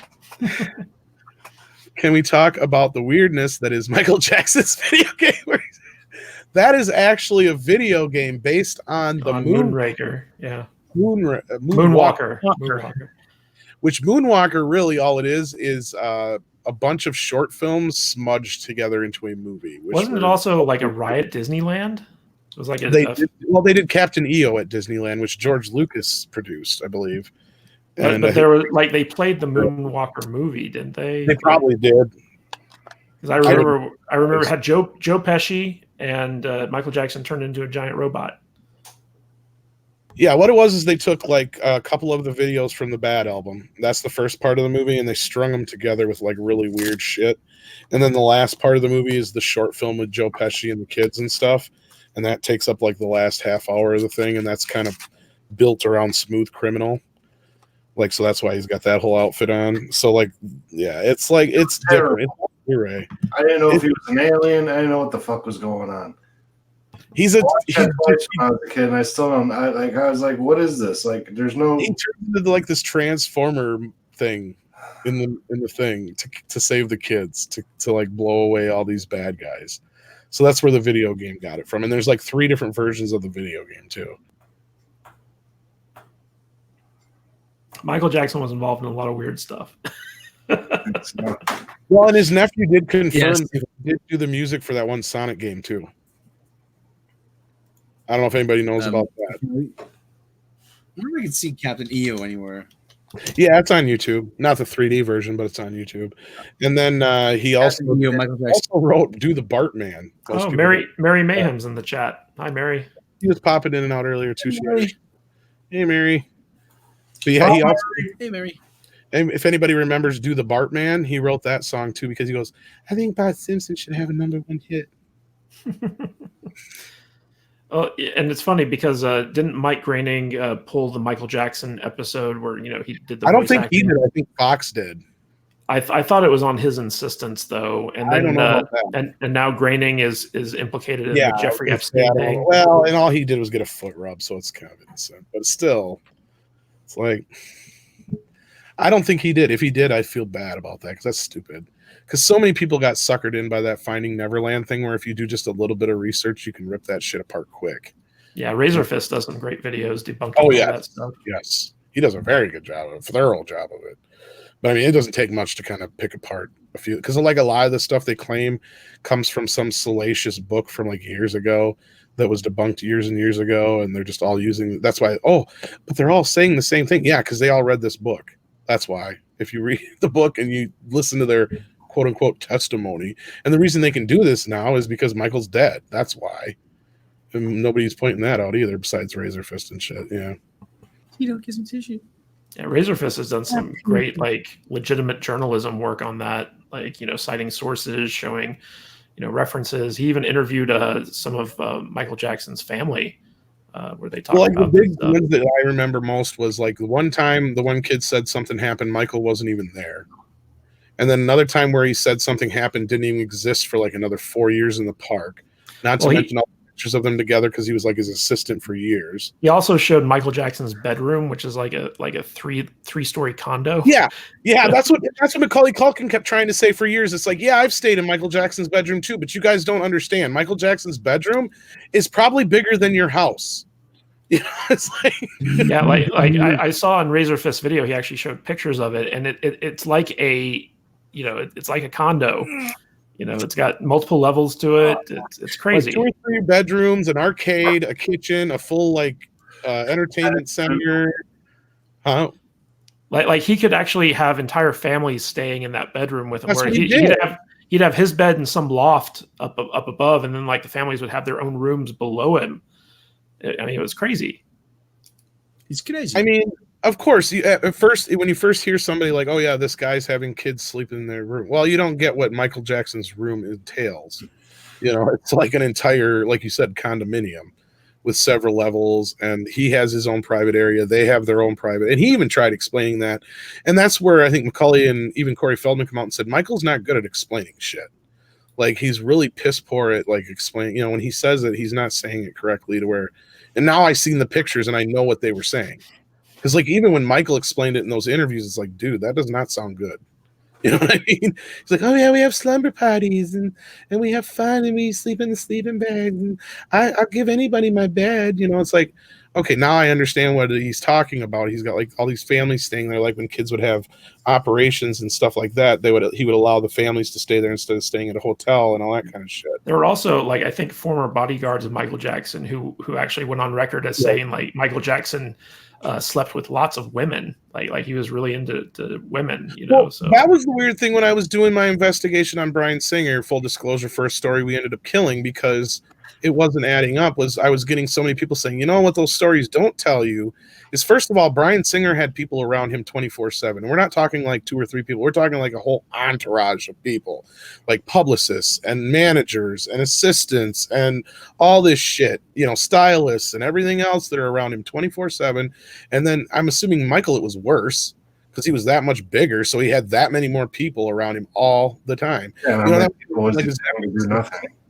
Yeah, and that was another thing, like his nephews and stuff were saying, and I haven't got his niece yet either, the one who claimed to have dated one of the kids who said that this happened to him, and they said that's bullshit because Michael's the one who set him up. But it's like, yeah, and that's the other thing is that I've heard a lot of stories where Michael was in love with a lot of beautiful women. Same thing with Bryan Singer's. They said they leave out a lot of the parts where Bryan Singer's had a lot of gorgeous girlfriends, and he slept probably with just as many women as he has men. You know, so it doesn't necessarily mean anything, you know. And Michael, he was just always one of those that seemed very private, but he always seemed very heterosexual outside of just being, you know, the effeminate kind of nature of him. So I don't know. I don't get it. I mean, you don't get Priscilla Presley for, you know, she's not somebody she seems too, I don't think she would have been into some publicity stunt. It would have done nothing but sully her image. In this instance, I really don't buy that as a publicity stunt, really. Little Priscilla. And we were in Las Vegas. I didn't. Do you remember that time they both came out on stage and Michael was like, "And to think some said this wouldn't last," and they kissed. There was aspects of it that they used. Don't get me wrong, but yeah, it was timing there on that part, definitely. Yeah, they literally divorced like 2 weeks later. like it was really soon a little after bit longer. They lasted a little longer than people remember, but it was like, I do think it was a legitimate relationship because here we are 20 some years later, even after his death, and Lisa Marie could have like totally like drug him through the coals, got a book deal out of it, a movie deal, and all she said was no. It was like a normal marriage. Yes, we had sex. You know, it's like, yes, we've known each other since we were kids. So it wasn't like, you know, like we met yesterday and just decided to get married. You know, we were in contact all the time, she said. So, I mean, she could have made up some salacious story, and who was going to, you know, say she's lying and made $1 billion off it. Correct. Instead, just, you know, said that and it's been buried. So. And she said this the Finding Neverland. This is an interview you can find fairly easily, I'm sure. Hey, what do you guys think of the trailer for Knives Out? I haven't watched the goddamn thing. I have no reason to. I don't like Ryan Johnson. I didn't like Looper all that much either. Oh, I didn't even bother wasting my time on that guy. Rob, did you see it? Yeah, I saw it. Yes, I liked Knives Out when he played as a board game called Clue. Yeah, that was the other thing Rob told me. Starring Tim Curry. Oh shit! Just go watch Clue. Ryan Johnson has turned me off. I have no desire to watch any of his movies. Paul Feig's another one, and I actually didn't mind some of his earlier movies. But like I don't have that personal back and forth about whether or not to stop giving people money. It's just like if somebody sucks, and just like, well, bye. Speaking of Paul Feig, the trailer for his new movie came out today. I don't know if you saw that. Last Christmas, I think it's called. Oh Lord, what's this one about? It's got Emma Watson, or who is Khaleesi from Game of Thrones? Lena Headey. No, not Lena Headey. She was Cersei. Solo. Yeah, Emilia Clarke. Yeah, it's got Emilia Clarke in it, and you know, it's another Paul Feig comedy, I guess. Where they improv 90% of the dialogue. I don't know, but actors trying to one up each other. As soon as I saw his name on the movie, I'm like, if I don't like this, everyone's going to call me sexist. So why am I going to see it? You know, like I've never seen any director so like piss off his entire audience more than Paul Feig did during the marketing for Ghostbusters. Like he went out of his way to insult everyone possible. It was crazy. I've never seen anything like it. Yeah, if he didn't keep his mouth shut, it would have changed everything. Definitely. I think, like, you know, if you're a creative person and you're an artist and you rely on the goodwill of audiences for your livelihood, then maybe try not to like directly insult them. You know, even if they're critical. I mean, it's crazy what he did. The level that they took it to. Like, if you didn't like the trailer for Ghostbusters 2016, you were a neckbeard dwelling, basement dwelling incel who doesn't understand comedy and hates women. It's like, really? And what's worse is everybody turned around and took the playbook from that instead of learning their lesson. You know, that was the worst part. Was like, we've seen it just repeated time and time and time and time again, to where it's like, are you guys really that fucking insane that you're going to allow Rian Johnson to just go out there and Paul Feig this fucker? Like, that's literally what Disney basically let him do. Well, it's also like, it goes to show how bad of a leader Amy Pascal was, that she actually allowed Feig and the entire cast to. Was just as bad as them. Yeah. If she had Twitter, she would have been just as bad. I don't think she knows how to use Twitter. That's why. I'm not even kidding. I'm serious. I don't think she knows how. That's the only reason she hasn't like totally destroyed herself at this point. Because if you've read any of those fucking emails, you just sitting here like, how the fuck did she get out of high school? Or how does she get up in the morning and tie her shoes? Like, you don't understand how this person could function. Like, she's not even, and I'm not trying to make fun of, you know, her at all. Like, literally, like, I started to wonder, like, does she have like mental problems? It's funny because like if you actually hear her talk in interviews, she sounds like she has mental problems. Like she doesn't, you know, she does not sound like, you know, this intelligent, powerful woman. She texts she messages like a 12-year-old girl. I'm not even kidding. If you read her messages, they read like a 12-year-old girl. Yeah, and it's a crying shame that she's still attached to everything Spider-Man related. That's the only way she's still alive. If it wasn't for that, she's gone.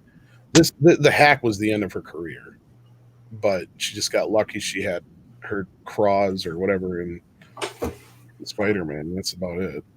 And she's lucky. I think a big reason why Sony is in such poor shape is because of her leadership. Oh yeah, big time. Well, and people, as much as we just like Tim Rothman over here, I've said it before and I'll say it again. He was the best thing that ever happened to Sony. That was exactly what they needed.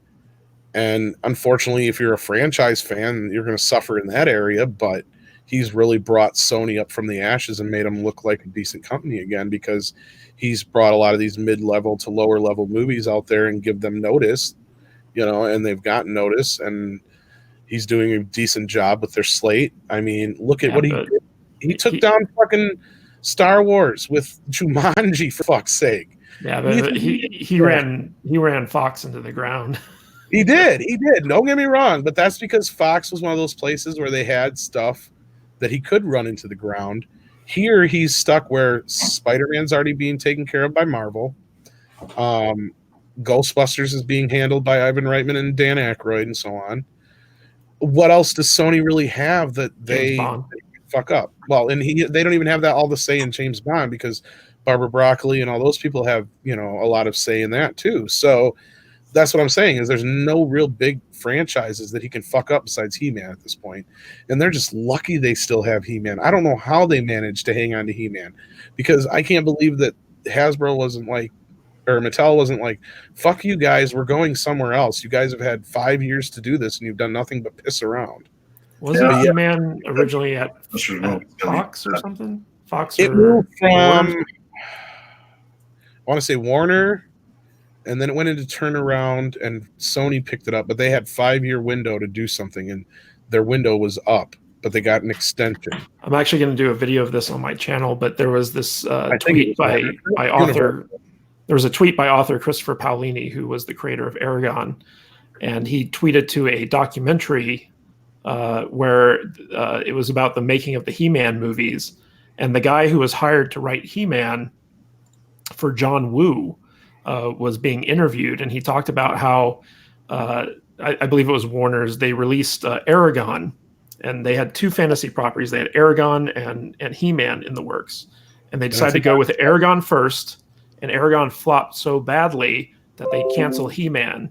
And it was like, dude, you had John Woo directing He-Man, and you dropped the ball on that. Yeah, I'm pretty sure it was Warner, and then I think Universal might have picked it up for a short time, but they didn't do anything with it, and then Sony did, or something like that. It was something like that. Maybe it was Fox if it wasn't Universal. Well, we can blame Aragon for not having a He-Man movie right now. Well, someone brought up Men in Black as the other franchise they have, but Tim Rothman's frugal attitude saved them from losing a lot more money than they did on the last movie.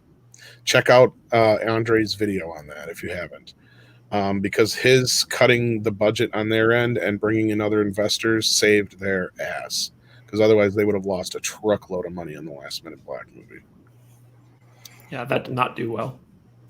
So again, Tom Rothman just happens to be firing on all cylinders for Sony. It's just one of those weird fits.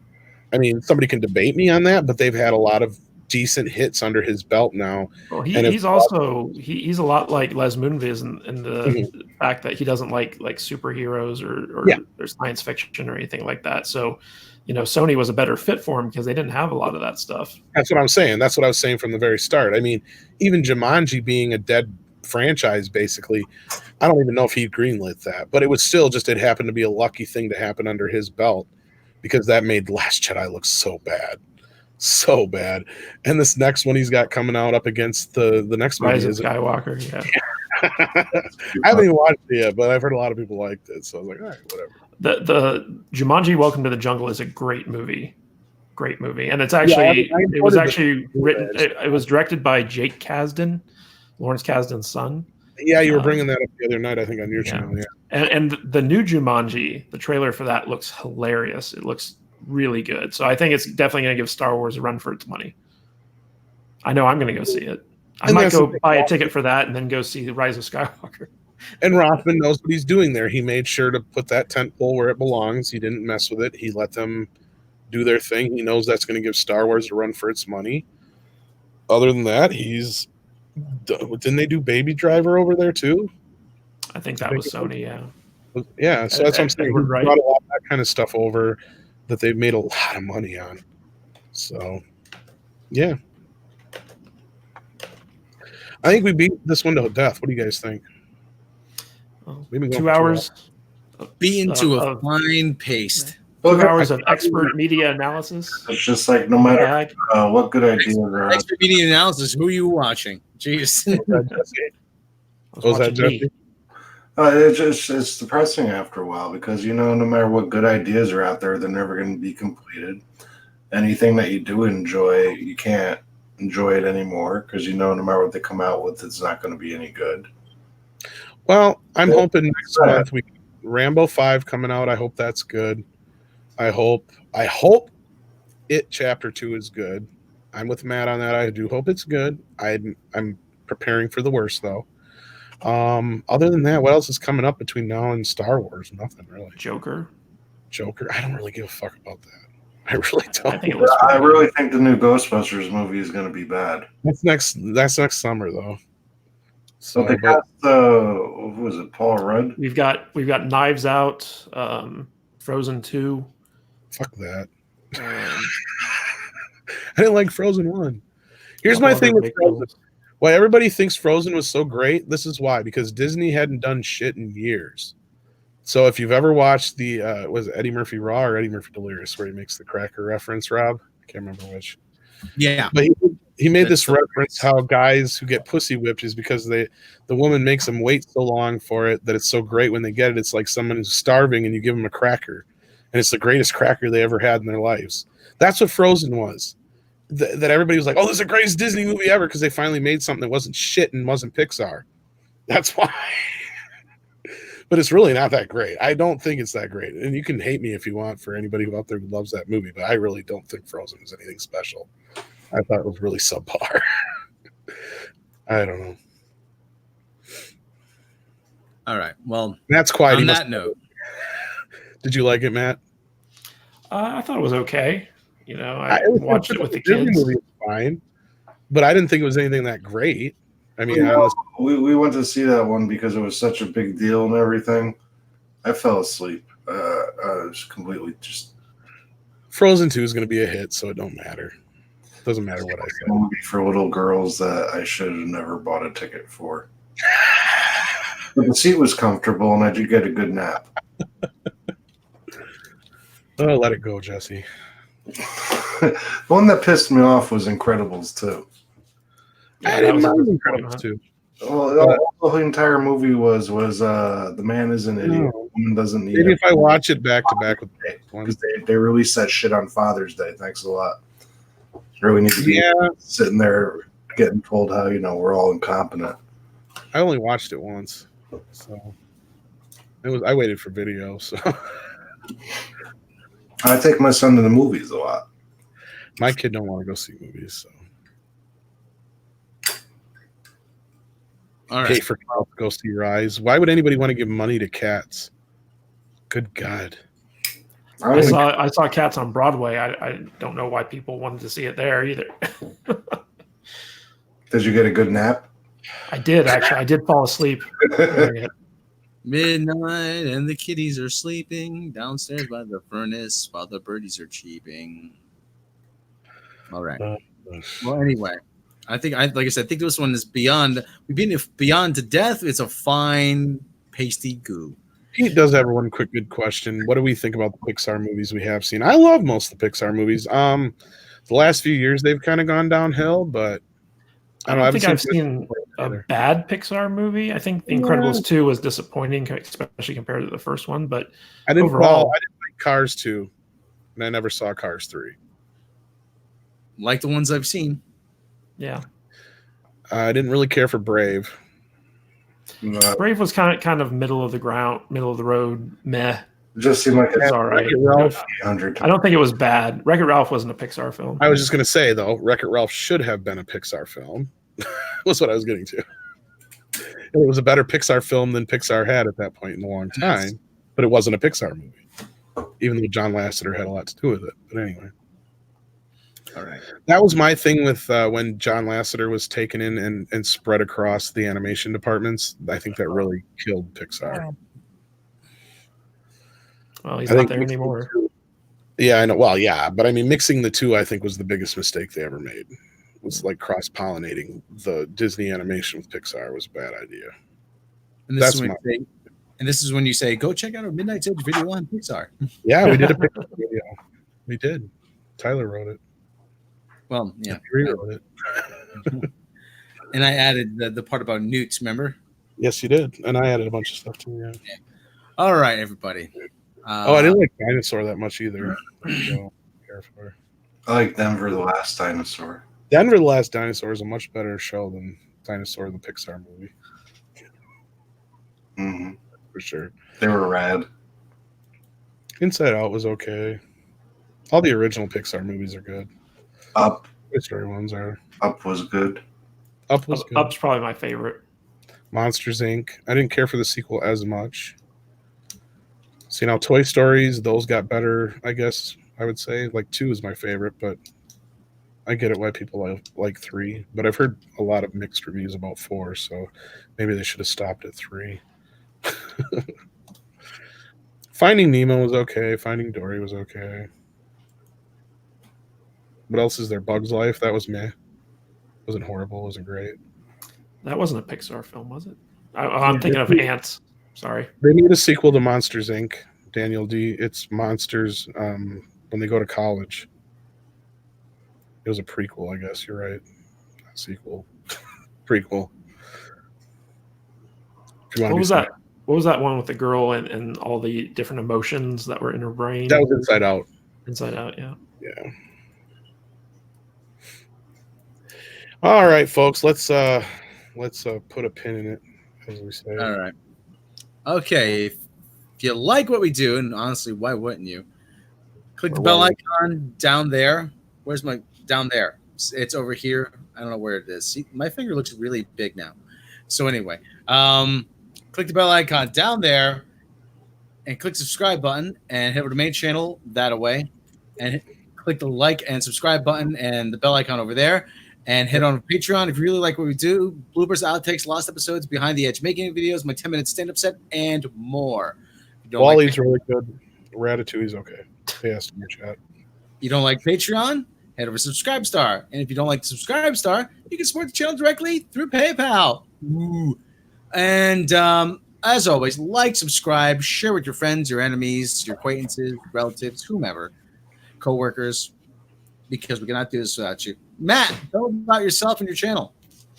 Well, I got a channel where I do movie, TV, and entertainment news and updates. So if you want to check that out, just search for my name on YouTube or go to kadishvideo.com, KADISH video.com. That'll take you right to my channel. And you can also go to kadishbooks.com, check out my Amazon page, and you can see my books there if you want to read some science fiction that you might enjoy. So that's it for me. Jesse Miller, tell them about yourself and your channel. I am just some weirdo on the internet. You know, you can come subscribe to my channel if you feel like it. If you don't, you can do that too. Oh my God! Oh, did you guys look at the other boxes? That's not working. Dun, dun, dun. Here's the story. A guy named Jesse. Okay. And of course, you can find me here. You can find me Robot Shlomo, and then you can check out our friends, check out Mecha Random, check out Mary Mayhem, check out Professor Geek, check out Doomcock, check out Gary Nerdrotic. Check out. They probably already subscribed to all these people. We're all friends. Robert Meyer Burnett. Meyer Burnett, the Burnett Work. Professor Geek, the Fan Man. Check out Clownfish TV, Egotastic Fun Time, SC Reviews, Comic Artist Pro Secrets. Check out everybody. We like a lot of people. So just give these two guys down here subscribe. Let's give them a big boost. That guy in their subs to there. That guy, these guys there. There's a reason I'm about to buy a $2,500 computer. Definitely make sure you head over to their channels and give them a like and a subscribe. I mean, and hit the bell icon or whatever. Oh, and we're not as pretty as Mecha Random, but we do deliver on the goods. And Matt does a lot of videos, so if you want to keep up with the news, definitely check his out. And Jesse, of course, you can see him on Creepy Book every night too on High Strangeness. But do subscribe to his channel as well. So, like I said, make them notice. Make them notice. Oh, good for you. Okay, everybody. Thank you, everybody, for joining us. We'll catch you next time. How dare you talk to me that way, you third-rate tot? I'm Krispy Kreme McDonald's. Do I have the finger? I like big Asian butts, and I cannot lie.